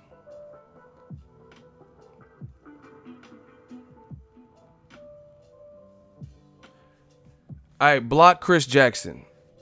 Block him. I know the game. Block Chris Jackson. See, we have the wherewithal. Rockabye, baby. Chris Jackson, clap him. James Souza, Roberto. We're not playing this game. Like I said, they're only here to cause distractions. Listen, I told you, and I'm gonna say it real quick before he comes back on another account. If you're calling me biased, but in your message where you're calling me biased, if you're not describing what I've said that you disagree with when you're biased, then I'm just gonna consider it you're a troll. Because instead of pointing the finger, just get to the point. Say you're biased because you said this about Canelo. You're biased because you said, instead of just saying, hey, you're biased. You know, that's like a slow bleed, a slow process. Let's just get it all the way cracking. If you think something I said was biased, cool. We'll do a hot seat for it, right? But you have to just jump into what is the bias part. You know, I'm not going to, these dudes want you to pull teeth to figure out and decode and decrypt what they're trying to say. Oh, you're biased. Hey, what did I say I was biased? And I got to wait 5 minutes. We're not doing that. I'm not playing all them games. I'm not waiting. I'm not in the mood to wait. Shout out to Roberto. Exactly. You're biased because you don't like what I like. You're biased because you're bringing up facts. See, listen, I'm telling y'all, I've challenged the whole game. I've challenged the whole world. I can't wait for all the channels that say the opposite shit of what I'll be saying, especially as it relates to Joshua Wilder. Can't wait to hear their responses. You know, just like I'm sure it took them 5, 6, 7 days to talk about Barry Hearn fishing video. You know, why did it take so long? Because they had to regroup. I talked about it the day it happened. You know, other people who are on the right side of history, they talked about it immediately. Why does it take certain people several days to finally get around? And it's not like they weren't making other videos in between time. It'd be one thing if you took a vacation, you and your wife or girl or something went on a cruise, but that's not the case. They knew the interview existed. People would, you know, because I know how it goes. You have a channel, get to a certain amount of subscribers. When you say something, people are like, hey, did you see the new Barry Hearn interview? Hey, did you see that? So you had to have known about it. Yet you completely disregarded it and took days to let it blow over. Meanwhile, you continue working on other videos, right? And you didn't address it. Notice I don't do that. I don't do that, you know, because I don't have a horse in the race. If whatever's news is news. Shout out to Asker Husser again. $5 super chat. Eddie Hearn said they don't need Wilder to sell out. Oh, why? See, Asker Husser be bodying yo. Yeah, see, once again, he said we don't need Wilder to sell out. He said AJ's the super mega A side, and he's doing crazy numbers. How you do? Listen to this. How you sell the same amount of tickets, right, for Joshua Povetkin as Kubrat Pulev? Keep in mind, Kubrat Pulev happened in Wales, Cardiff, Wales. Joshua is from England. You know what I'm saying? So how do you have the say you're in Wembley, a nice stadium in England. Povetkin is a better opponent than Kubrat Pulev, yet you sell the same amount of tickets. What's wrong with that picture, people? Please tell me. How is that possible? Like, how are you from England and your fight in England, in Wembley, who's a better opponent, Povetkin, sells the same amount of tickets and won't sell out. But then when he went to Cardiff, Wales, to fight against Kubrat Pulev, which later turned out to be Carlos Takam last minute, and Joseph Parker, how are you selling out Principality Stadium? How are you doing the same numbers that you're doing at home in England? Answer that. Something has to give. Either they were scalping tickets like Frank Warren suggested, maybe that's part of it, or Joshua's profile. People are tired of it. They're tired. They know the Wilder fight should have happened, you know, and now they're standing their ground. I'll wait. I could wait till Joshua fights Wilder. I'll save my money for that. Something has to give. How explain that? How are you fighting in England and you're doing the same ticket sale? That's like, do you think if Wilder sells X, Y, and Z in California, but then he has a hometown fight in Alabama against a better opposition, and it sells less or sells just the same, that probably wouldn't happen, especially when the opponent's better. Everybody, I think Povetkin's a better challenge, tougher fight than Kubrat Pulev / Carlos Takam. In fact, Povetkin knocked Takam out, right? So something's wrong with this equation. You guys have to just put this in perspective. So Takam sold 80,000 and got knocked the fuck out by Povetkin and was a 2-week replacement, 3-week replacement. Yet the guy who knocked him out at home in England, they're having trouble selling the event. It shows you something. Either people are fed up, they wanted the Wilder that bad, and now they're responding with their wallets, something. But that doesn't add up. Why they would do similar numbers? That's like, do you think Danny Garcia versus Samuel Vargas does the same ticket sales as Danny Garcia versus Thurman, Danny Garcia versus Porter? No, because of course those are greater fights. That's how boxing usually works. You think Jesse Vargas versus Thomas Delorme sells the same amount of tickets as Broner versus Jesse Vargas? Absolutely not. Shout out to Jesse Rincon. $2 super chat. So something's up. Either they were scalping the tickets, people are fed up because Joshua is fighting Povetkin and gave Wilder the runaround, something. But you guys, I'll let you guys determine what that something is, but it has to be something. Because that doesn't even make sense. Typically, the way it works in boxing, the better the fight, the more the risk, the more the thrills, the more the threat, the better the ticket sales will be, especially if the time is right, You gonna fight Takam, who got knocked out by Povetkin, and do the same amount of ticket sales in Cardiff, Principality Stadium in Cardiff, Wales.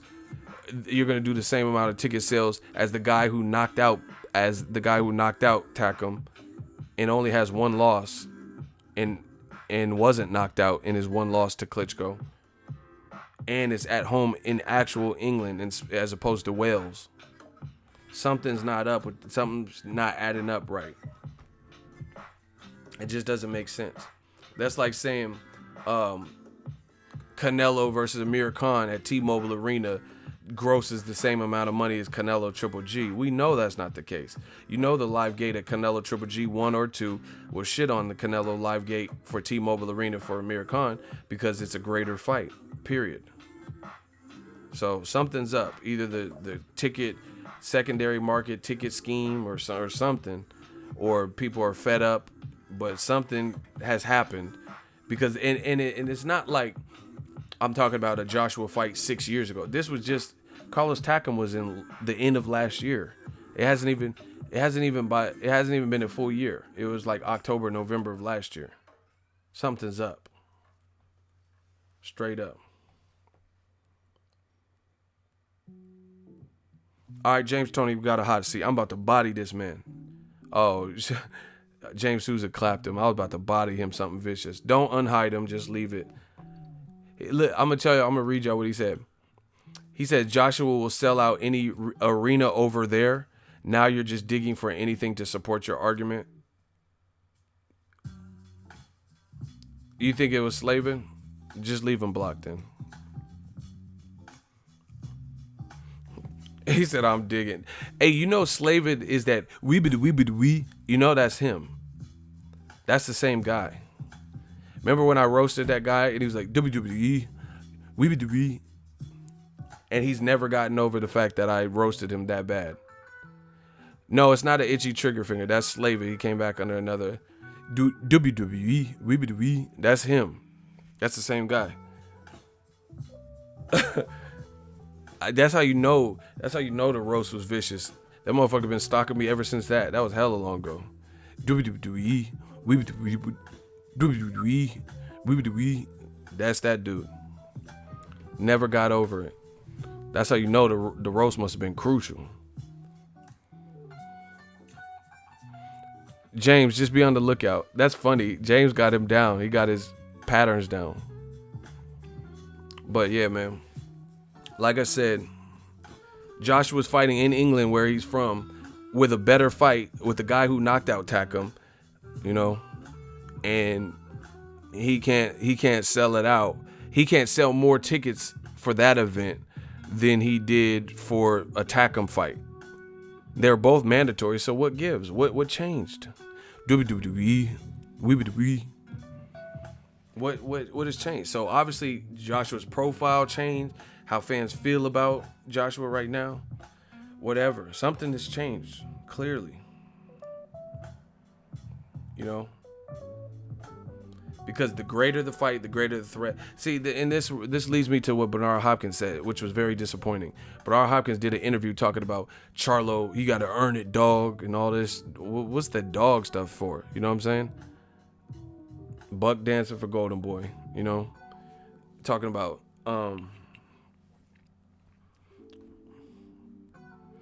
Canelo, why should he fight Charlo or some shit?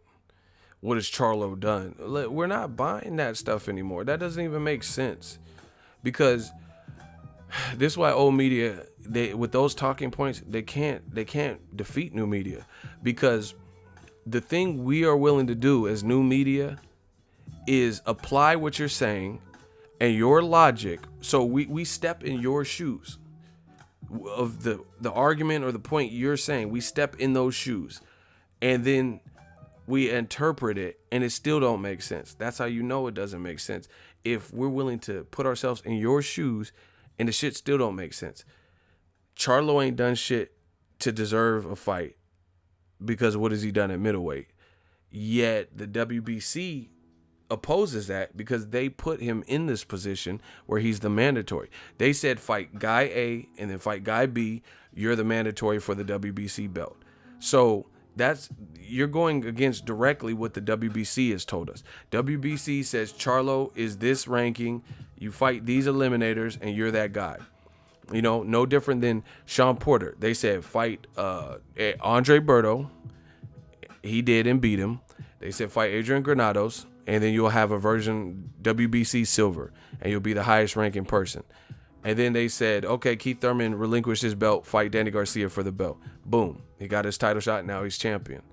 So how is Bernard Hopkins going to say that Charlo ain't done nothing when all he's done is comply with what the WBC has said? And they did he fought who was necessary to get his spot.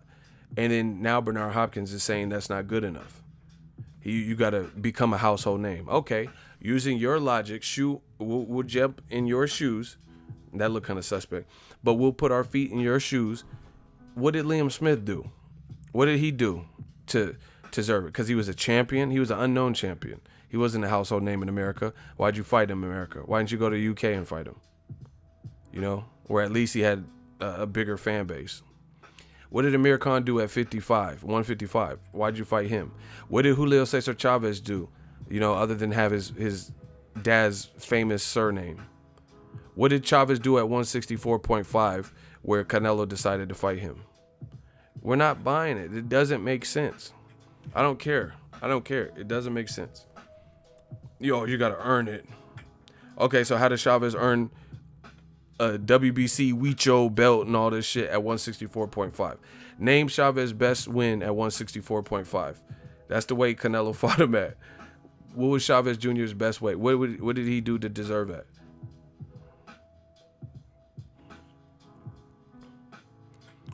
Bernard is talking rhetoric because he wants to protect Canelo. But that's what I'm saying. That stuff is not going to fly anymore in boxing. We know what it is. That's just saying you don't want no smoke with Charlo. And see, the thing is so troubling is it's that hard to give somebody credit. Just admit Errol Spence and these Texas boys is good fighters. That's it. Just say Errol Spence, we don't want no smoke. Fuck him. Just say Charlo, fuck him. We don't want no smoke. I would respect that more, to be honest. I wouldn't like it, but I would respect it because at least you were honest. You know what I mean? But when you keep continually pushing this envelope like Charlo has to do more, why does he have to do more when the WBC ain't even saying he has to do more? That's who's putting up the belt, the sanctioning body who created the belt for Canelo to even have if he beats Golovkin. So why are they not saying he needs to do more? Why is Bernard Hopkins, a co-promoter, saying that he has to do more? It just doesn't make sense, you know? And then when Joshua fights Povetkin, it's just mandatory. You motherfuckers accept it. When Eddie Hearn says, if the Wilder fight is not sold up in 3-4 weeks, we're going to get 2 mandatories called for Joshua. He's going to have to fight Dillian White likely as a mandatory and Huey Fury Pulev winner as mandatory. So you guys are all for that. Okay, Charlo, why is it when the mandatory is actually somebody we give a damn about, that's when nobody cares about mandatories anymore? You see how this works? When the I'm gonna say it again, slow it down. When the mandatory is somebody, a competitive fight, a threat to the throne, and a fight for a champion that we all want to see. I don't care if Golovkin wins on Saturday or Canelo wins. Fight Charlo, whoever it is. I would love to see Golovkin versus Charlo if he beats Canelo. I would love to see Canelo versus Charlo if he beats Golovkin. Once the mandatory is somebody we give a damn about, that's when you hear promoters and trainers badmouth the mandatory and talk as if they don't believe in mandatories all of a sudden. So Abel Sanchez, what did Charlo do to really, what has he done at middleweight? What did Dominic Wade do at middleweight? He was your mandatory, you fought him. What did Willie Monroe do at middleweight? He lost to Darnell Boone. What did he do at middleweight?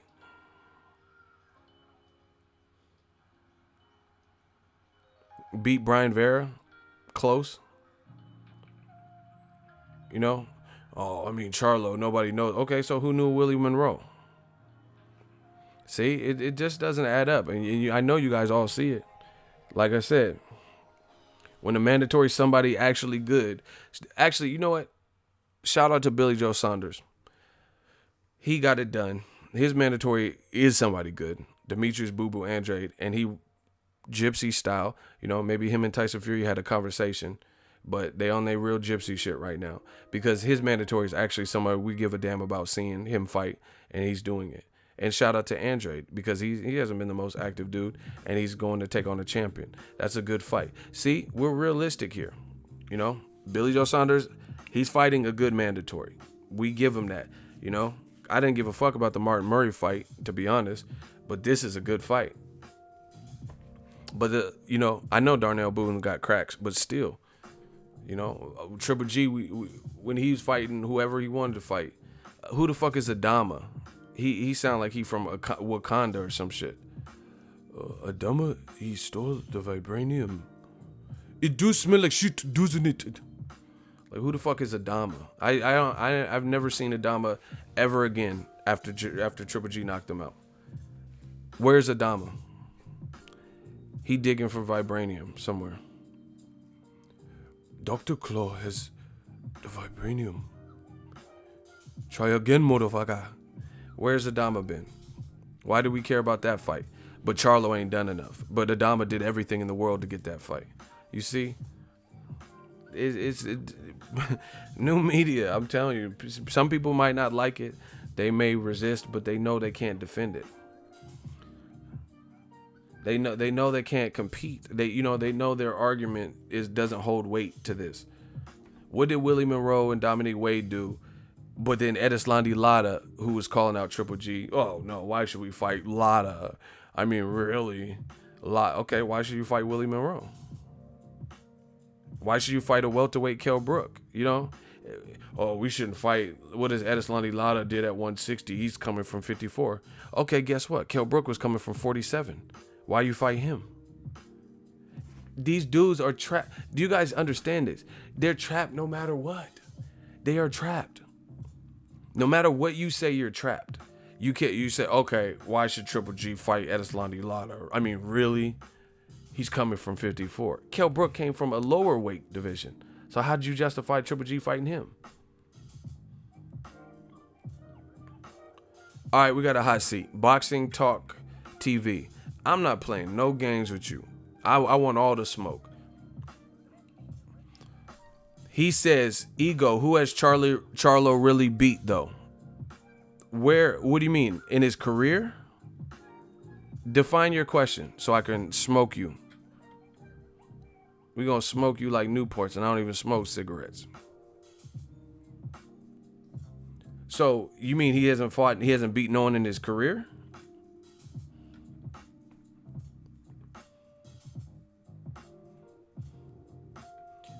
Define your question.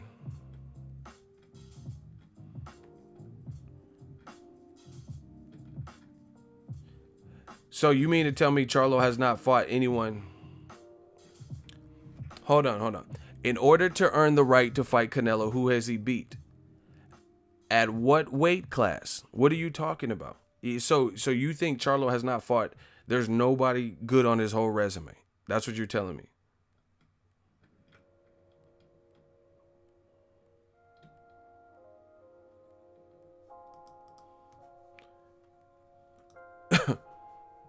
I'm about to body this man. Watch this. Watch how I do him. Listen. Please. Charlo is not in anyone's top 10 pound for pound, though. Strike one. You got to answer the question. You mean to tell me Charlo has not beat anyone career-wise? There's nobody on his name, on his whole bill that you know of the name. There's no good wins on his whole resume. Is that what you're attempting to tell me?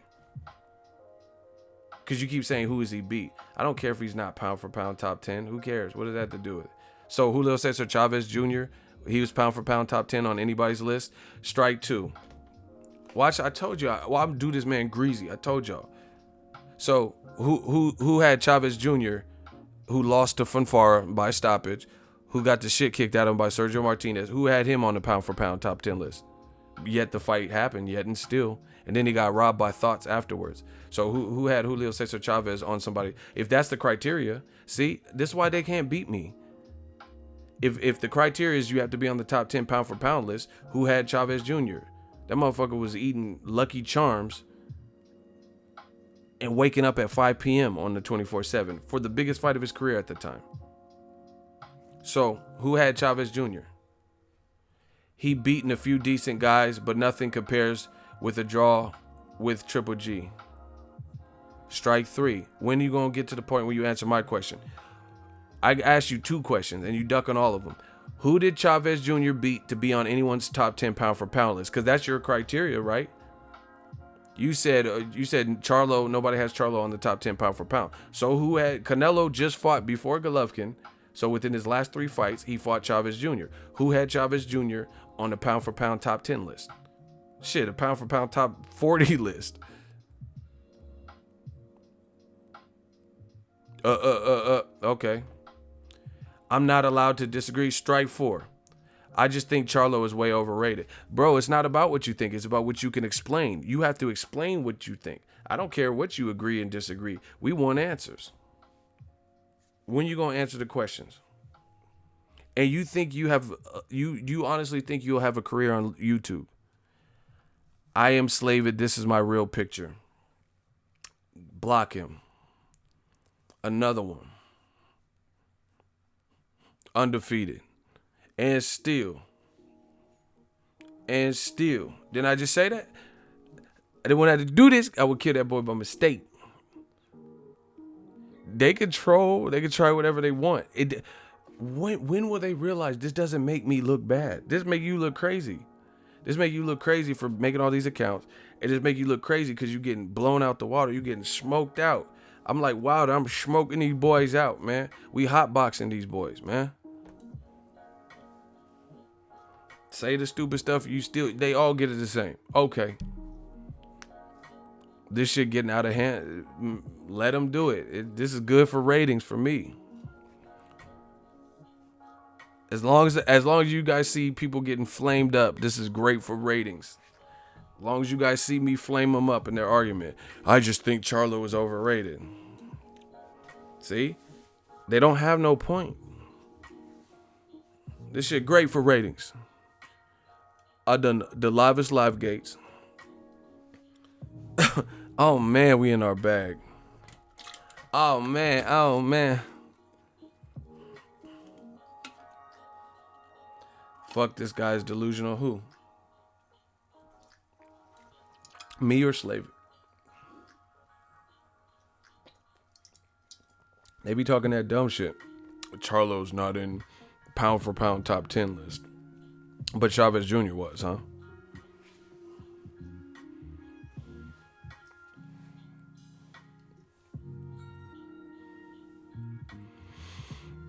Every time they hate and play these games, the money come in, people. I don't know what y'all get. Man, keep playing these games. Because I notice a trend. Every time y'all play these games, the money come right in.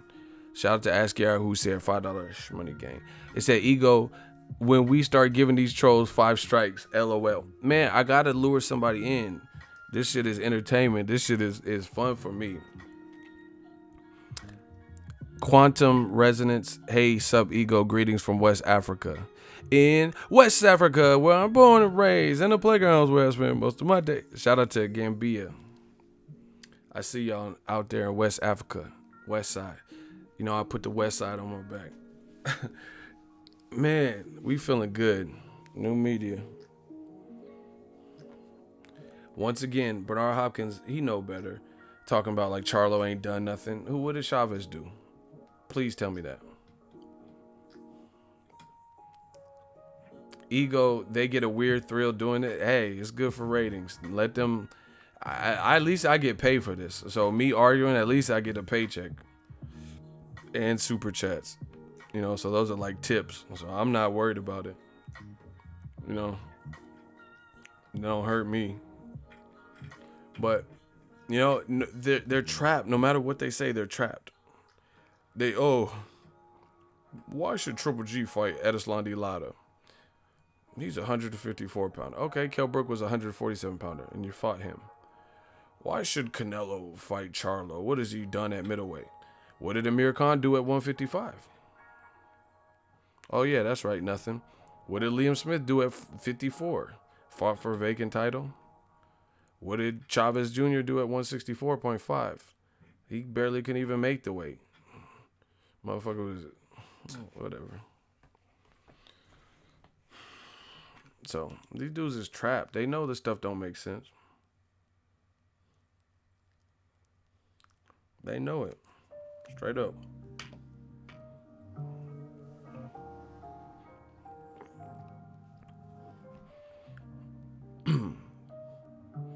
And the funny thing is this. I got all the smoke, man. I got all the smoke. Whether people like it or not, the smoke will get delivered. I'm Fire Marshal Bill, I guess.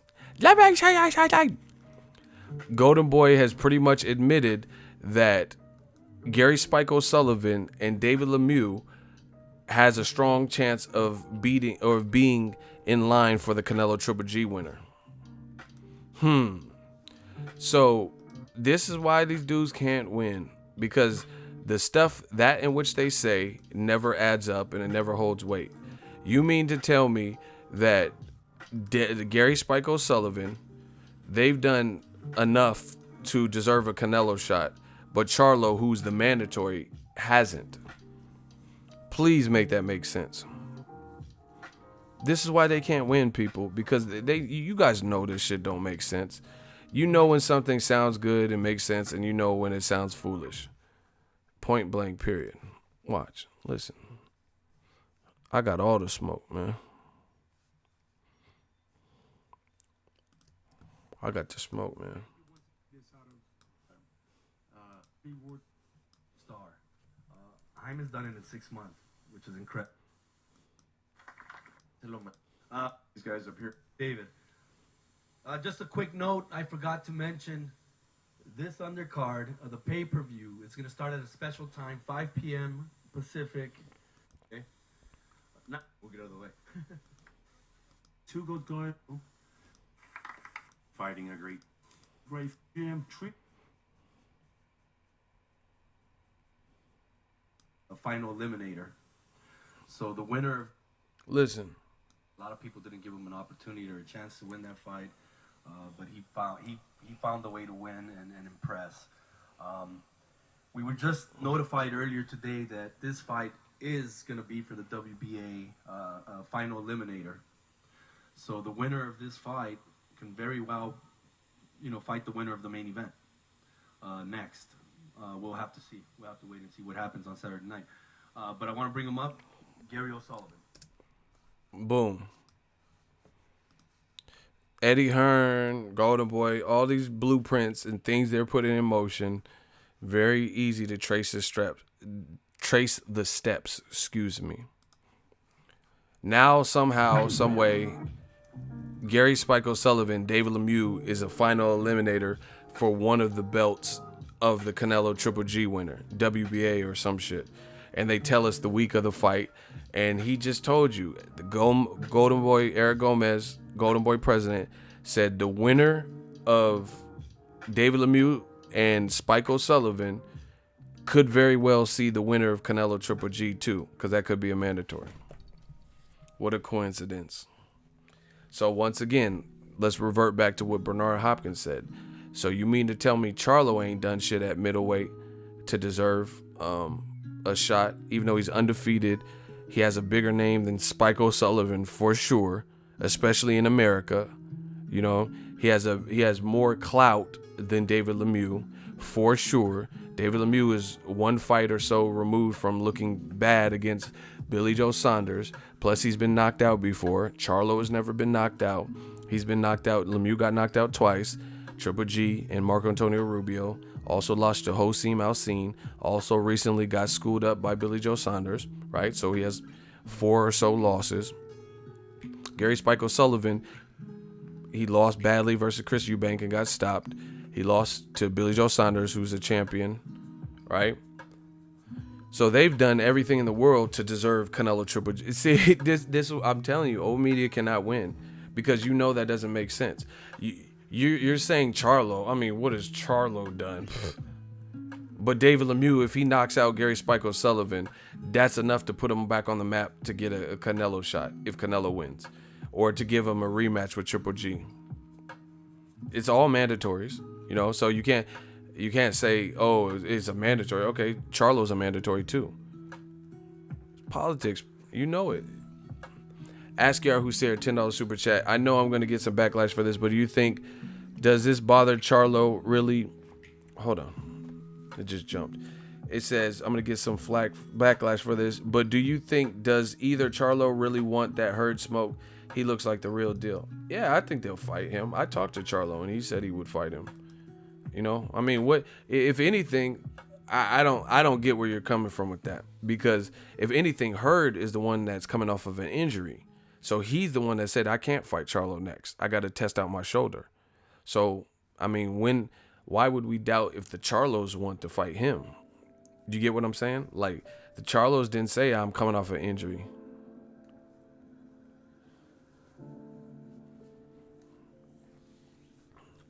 You know what I mean? So, I can't. I think they would fight him. I don't know what makes you believe that they wouldn't fight Heard.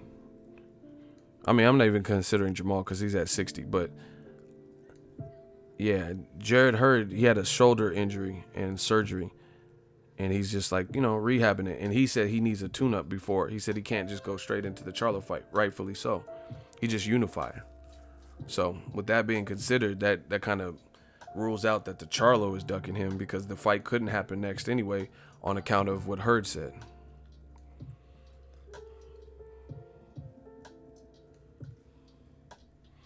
If Lada wouldn't have gotten tired, he would have won that fight. Coulda, shoulda, woulda. That's part of Heard's game. He's big, he's strong, and he's persistent. So you have to weather that.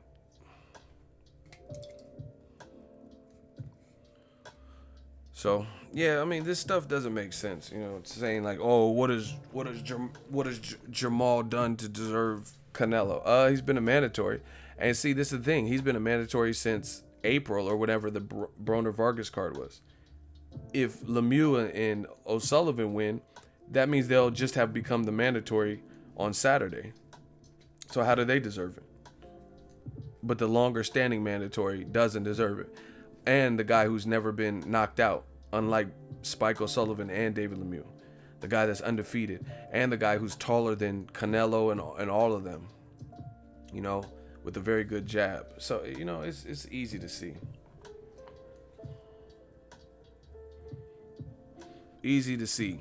You know, you just Bernard Hopkins would have been, I don't know about no Charlo. We don't want that. We might fight Spike O'Sullivan. You know, just be transparent. But the worst part about boxing is, time and time again, these guys will make a guy look like he ain't shit. That's the worst part about it. Oh, Luis Ortiz. I mean, look at this old man. Fight the old man then. Oh, look at Charlo. What has he done? Fight him then. How can he ever do something if you won't give him the opportunity? And he's your mandatory. You can't justify Charlo not being worthy of a shot, but Spike O'Sullivan and David Lemieux, if they win, they're eligible for a Canelo shot. You're like, oh, Canelo. Bernard Hopkins said if Canelo gave Charlo an opportunity, he'd be doing him a favor. So he's not doing Spike O'Sullivan, Lemieux winner a favor. They just honestly deserve a Canelo shot if he beats Golovkin. They deserve a Golovkin fight. I mean, Golovkin already beat David Lemieux. Doesn't make sense, people. And that's the stream. The Vampire Stream. This was a good one, people. I hope you guys enjoyed.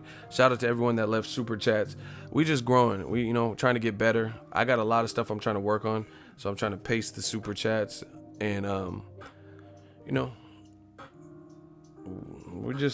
I think we've been doing pretty good. I told you I'm not here to try to disappoint and let people down. So I hope you guys have been enjoying the entertainment and everything. All the crazy hot seats. We having fun, man.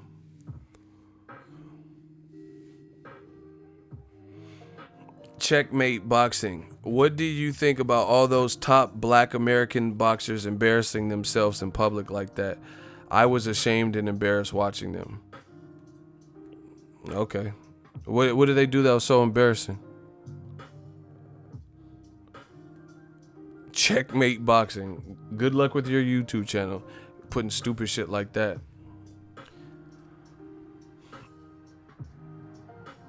What did they do? Like, you tell me. You know so much. What was so embarrassing? What happened? You tell me. I was there, but we'll pretend you were there. What did they do to embarrass themselves? Man, they were acting a fool. What did they do? You said it was embarrassing. You said they embarrassed themselves. See, now I'm gonna put you in a hot seat because I don't even want you here. What did you in a hot seat? So you tell me what they did that was embarrassing. What, like, their stock should drop, they should lose endorsements or whatever. What did they do? You tell me. Because you suspect that they had alcohol in their system? What did they do? You said it was embarrassing to watch. What? I was there. I wasn't embarrassed. As a black man, I was embarrassed. You can't even spell embarrassed. As a black man, you should be embarrassed. You can't even spell embarrassed. I was embarrassed. You missing an S in there. Bro, you should be embarrassed at that spelling. Strike one. I love Tank and all them. I was ashamed. You can't even spell ashamed. Ashamed is one word, not a space shamed. So I'm ashamed that you can't spell as a black man. So how about that? Strike two. What else? Motherfucker said ashamed. You don't even know how to spell ashamed. That's more ashamed. You sound drunk. You talking about PBC fighters being drunk. You spelled a space shamed instead of ashamed. Motherfucker is one word. So I'm ashamed that you black, allegedly, and you can't spell the word ashamed. Eagle, I asked you a question, so they're questioning my spelling. Yeah, because you said, I'm asking you a question. You said what they did was so embarrassing, you could barely watch it or whatever. And then now you can't spell, so you making all of us ashamed. You set the black race back 40 years. You took this shit back to slavery. Oh, yeah, boss. I was ashamed. I was ashamed, master. Yeah, so I'm ashamed. Hooked on phonics worked for me. Yeah, so we all ashamed. Now, what did they do? You said you were embarrassed to watch them. See, you talk like a casual. You reek of a casual. You saying the same thing everybody, oh, they were so drunk. Who gives a fuck? They're grown-ass men. I don't give a fuck if somebody drinks. You act like they was slapping babies or some shit. Okay, so I am the worst speller on the net. But what does that have to do with my question, sir? Strike 3, you just admitted that you can't spell. I simply asked how you felt. Okay, and I'm asking you how you felt. You said you were so embarrassed that you couldn't watch them. So what was so embarrassing? When are you going to answer my question? Because I don't know. I was there and I didn't feel super embarrassed for them. So I responded. I answered you. I didn't feel no type of way. I went on about my day. I started hitting some cuties up and text. Like I wasn't worried about what they were doing. So you were the one that made the statement. So I'm asking, what was so embarrassing? Where you said, "Oh, I felt embarrassed for them." You're talking like a casual. You're saying what they would all the casuals say. Oh, media. So I'm asking, what did they do that embarrassed them?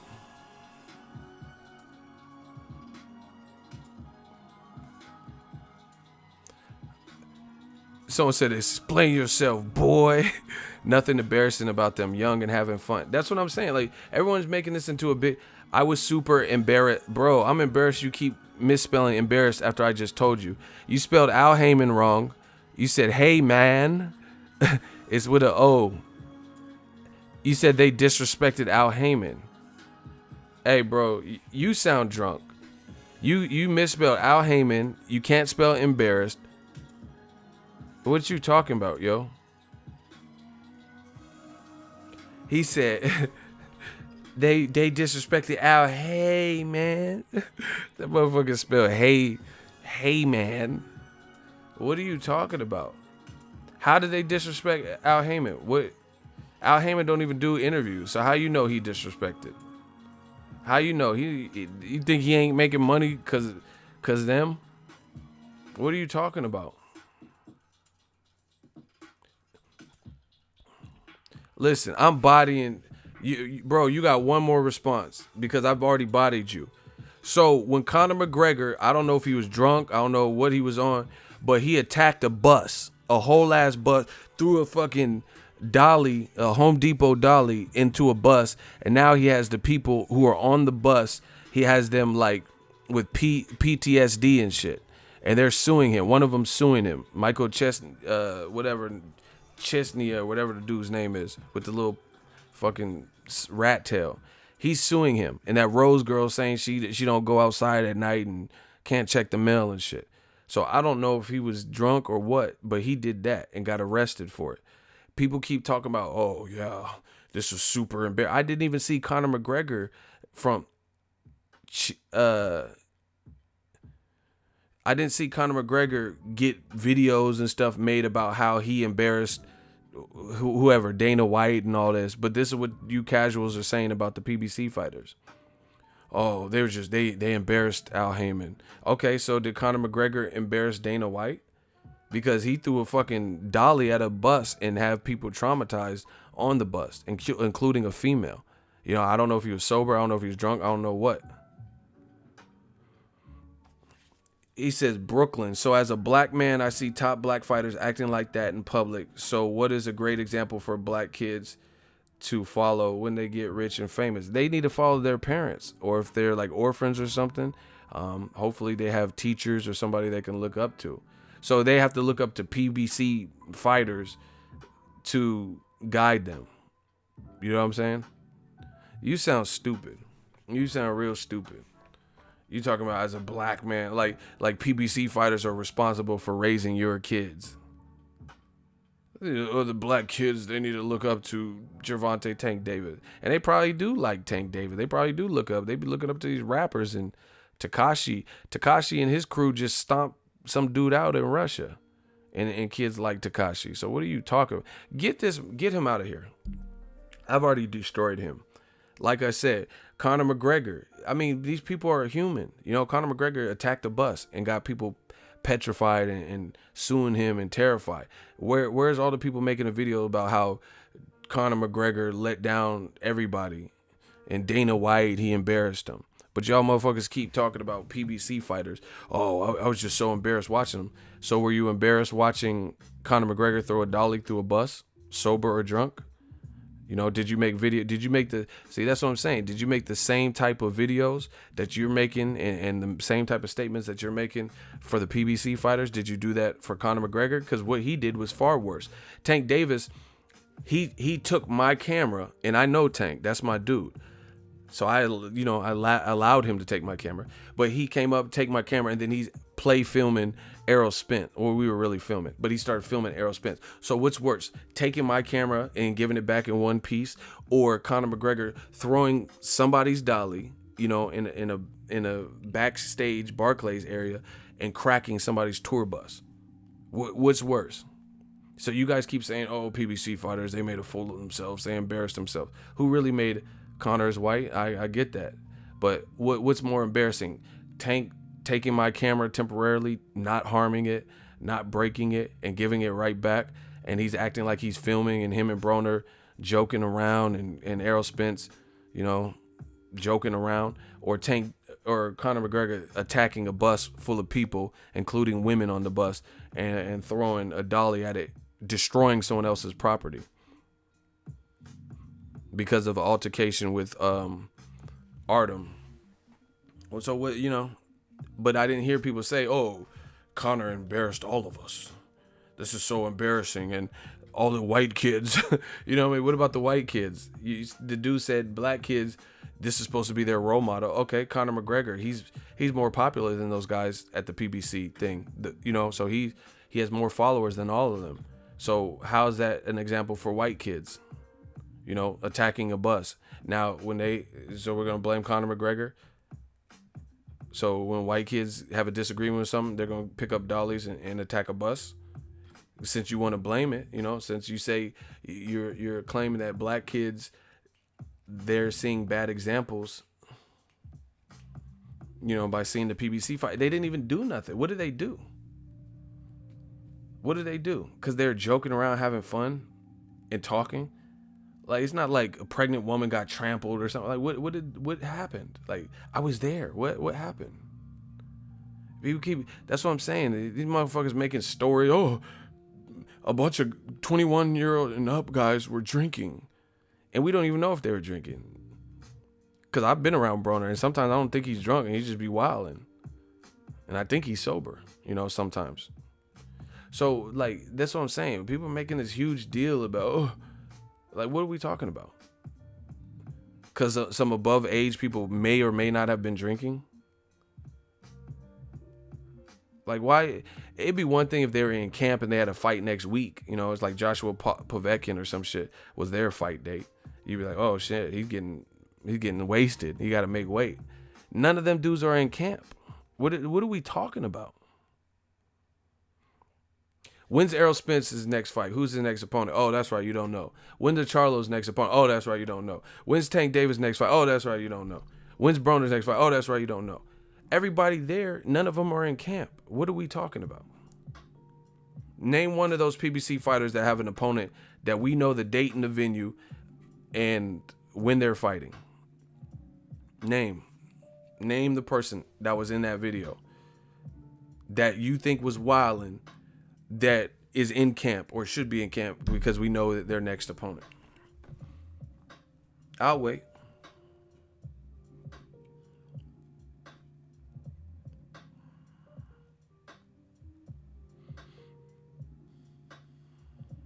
And this is what they'll say.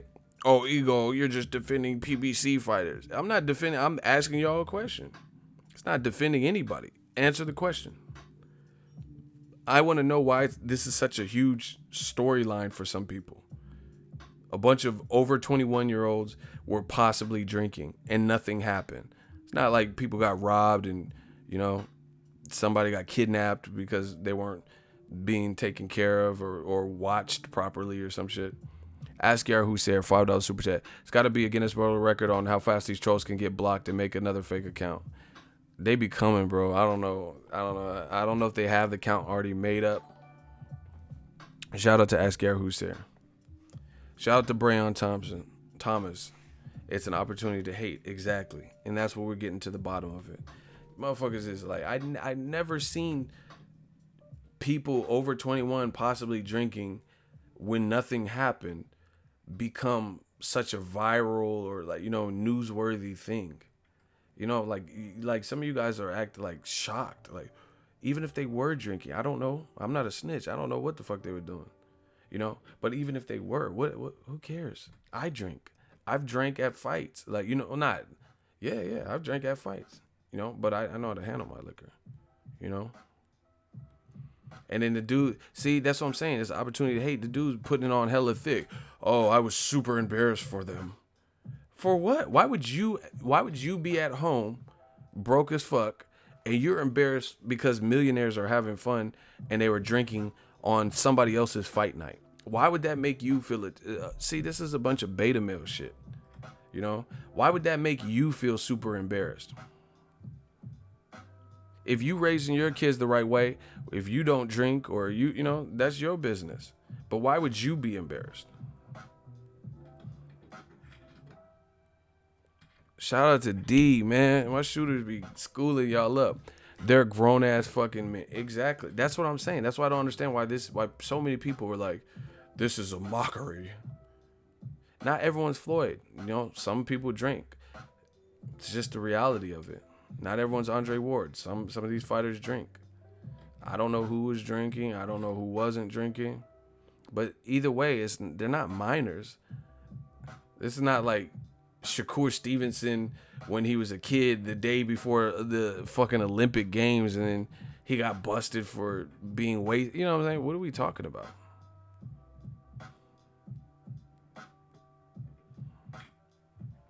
I never understood why people were making such a big deal of making videos. Oh, fuck. These PBC guys are blaming Broner. Listen, I'm going to say it like this.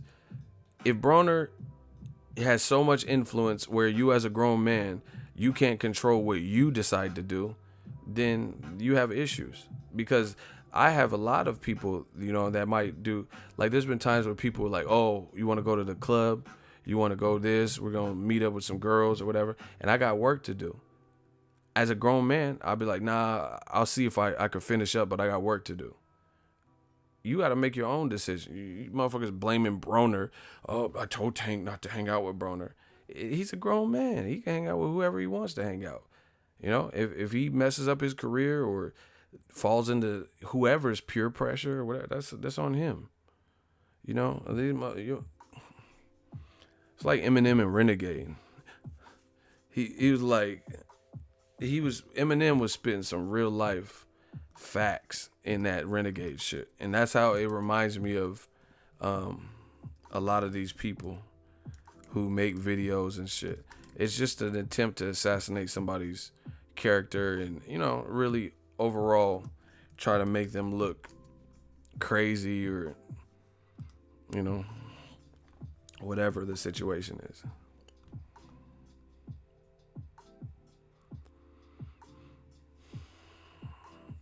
Like I don't get it at all.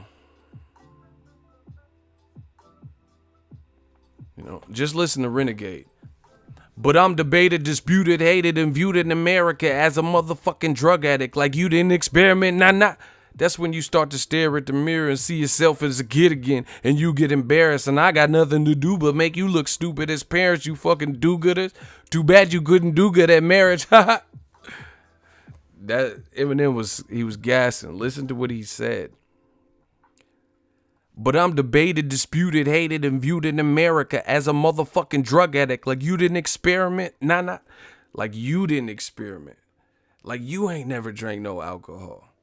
That's when you start to stare in who's in the mirror and see yourself as a kid again, and you get embarrassed, and I got nothing to do but make you look.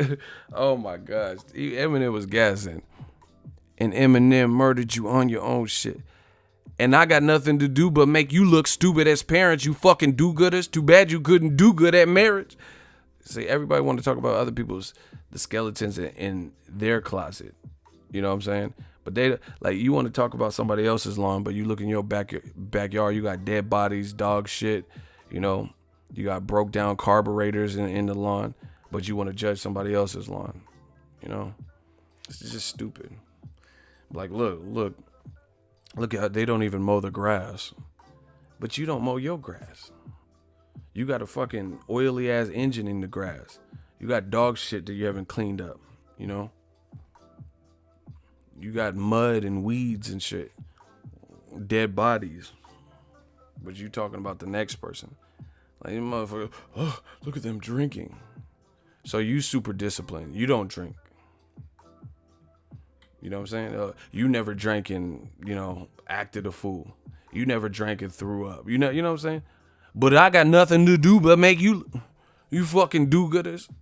Sick of y'all. You know, and the other thing is frightening is like, this shit is crazy, man. The double standards. Julio Cesar Chavez Sr., Oscar De La Hoya, they were doing stuff, admittedly, beyond the realms of alcohol.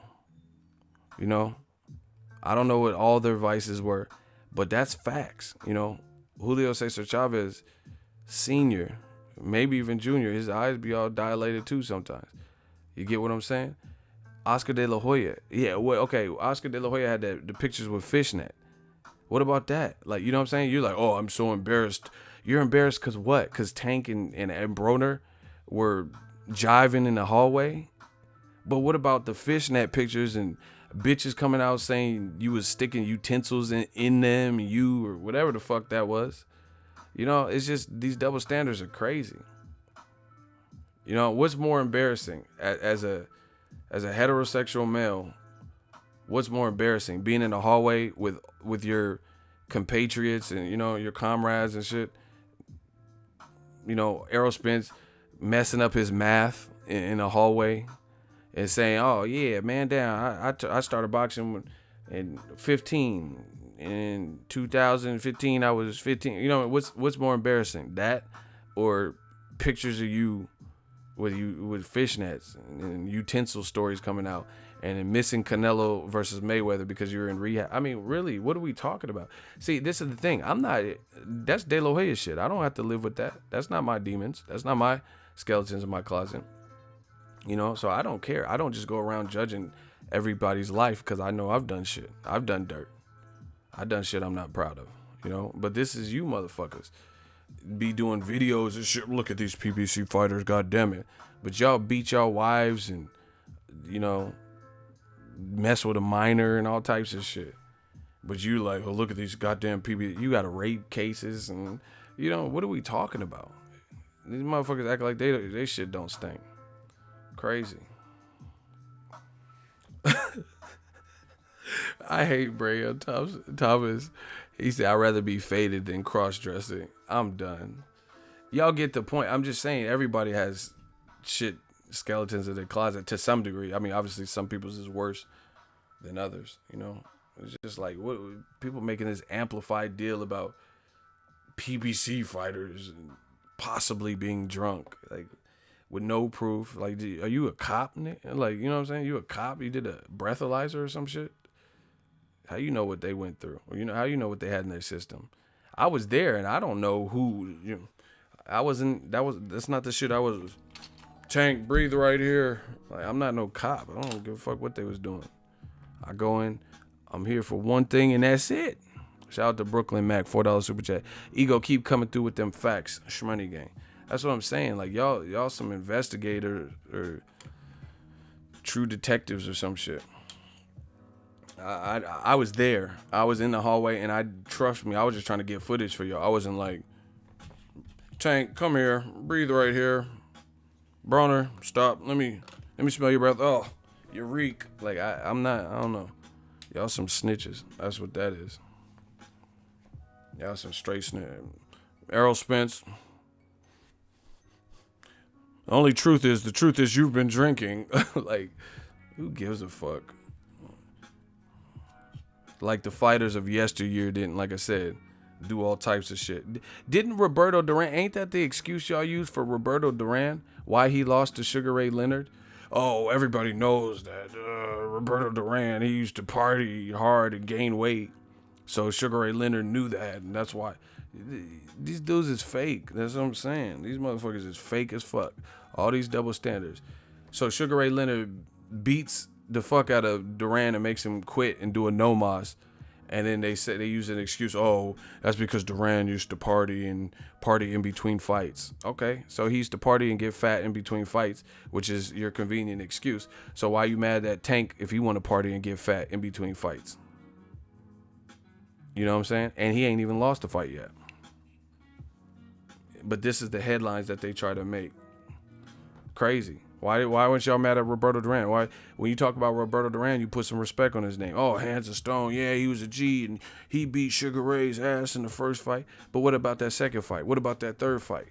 What about how he was undisciplined in between fights, and which is the excuse you use as to why he lost to Sugar Ray Leonard? What about that? You want to criticize a 22, 23-year-old Tank? You know, what about Duran? Duran was older than that. He was older than 23 when he got fat or whatever, partied in between fights. Sugar Ray Leonard 1 and 2. Sugar Ray fought Duran and lost, and then 8 months later, in the same year, fought Duran again. So how the fuck you get out of shape in that quick? Tank ain't fought since April. But y'all criticize, oh, look at Tank. All these double standards, man. New media. Gang.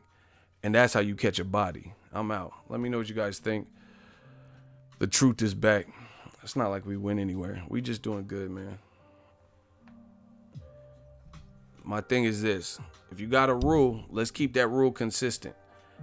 Be mad at, if you mad at PBC fighters, cool, fine. You don't condone drinking for fighters, fine. So when De La Hoya was doing drinking and above and beyond stuff and taking these pictures, and you then talk about that too. Talk about Roberto Duran letting himself go in between fights instead of making excuses, right? Let's talk about the whole shebang. Let's go through everybody's shit list. Zab Judah, let's go through everybody. Everybody that liked to party and get wild. Mike Tyson, Don't just select certain guys if you don't like fighters. And see, listen, oh my gosh, I can destroy y'all so easy. Here's the last thing. This is how you know it's some fake shit. Because Floyd Mayweather, Andre Ward, they live a clean life. They're not out here smoking crack and I got these cheeseburgers. They're not out here drinking liquor. They stay disciplined. They stay close to their fight shape. And y'all still hate them too. Y'all still hate them. So which one is it? You're mad because you say Tank looks too big to be at 130 and he's allegedly drinking. Okay, guess what? His mentor, his promoter, Floyd Mayweather, don't do that. Floyd stays in shape year round. Floyd is not out here drinking. He don't like to drink or whatever. He doesn't drink when he was active fighter. You still hate him. So what's the real problem? That's what we want to know on new media. Andre Ward, I'm around to do. I seen him. I seen it. He stays in shape. You could go to him at any point and just nudge him. Oh, don't nudge him. He'll probably knock you out. But, if you were to nudge him, you feel muscle, You feel like he's in shape. You see him. His face is not all chipmunk cheeks.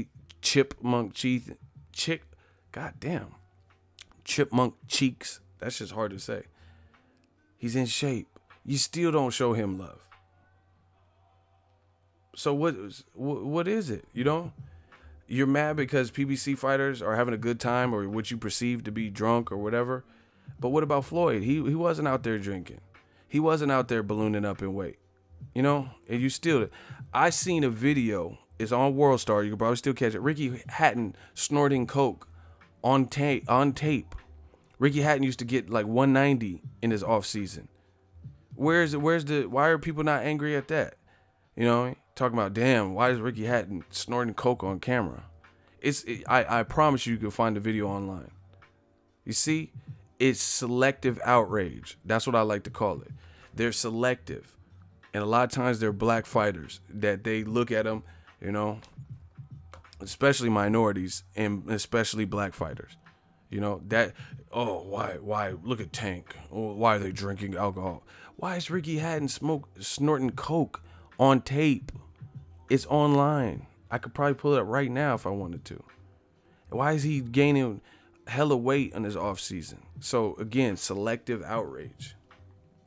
And I'm out. Hope you guys enjoy. I told you it's gonna be a surgical summer. We having fun, man. And this is only the beginning. Can I get some claps? This shit stream just stopped and shit. I don't know if y'all just listening. I don't know what's going on. Y'all cool? You don't hear me?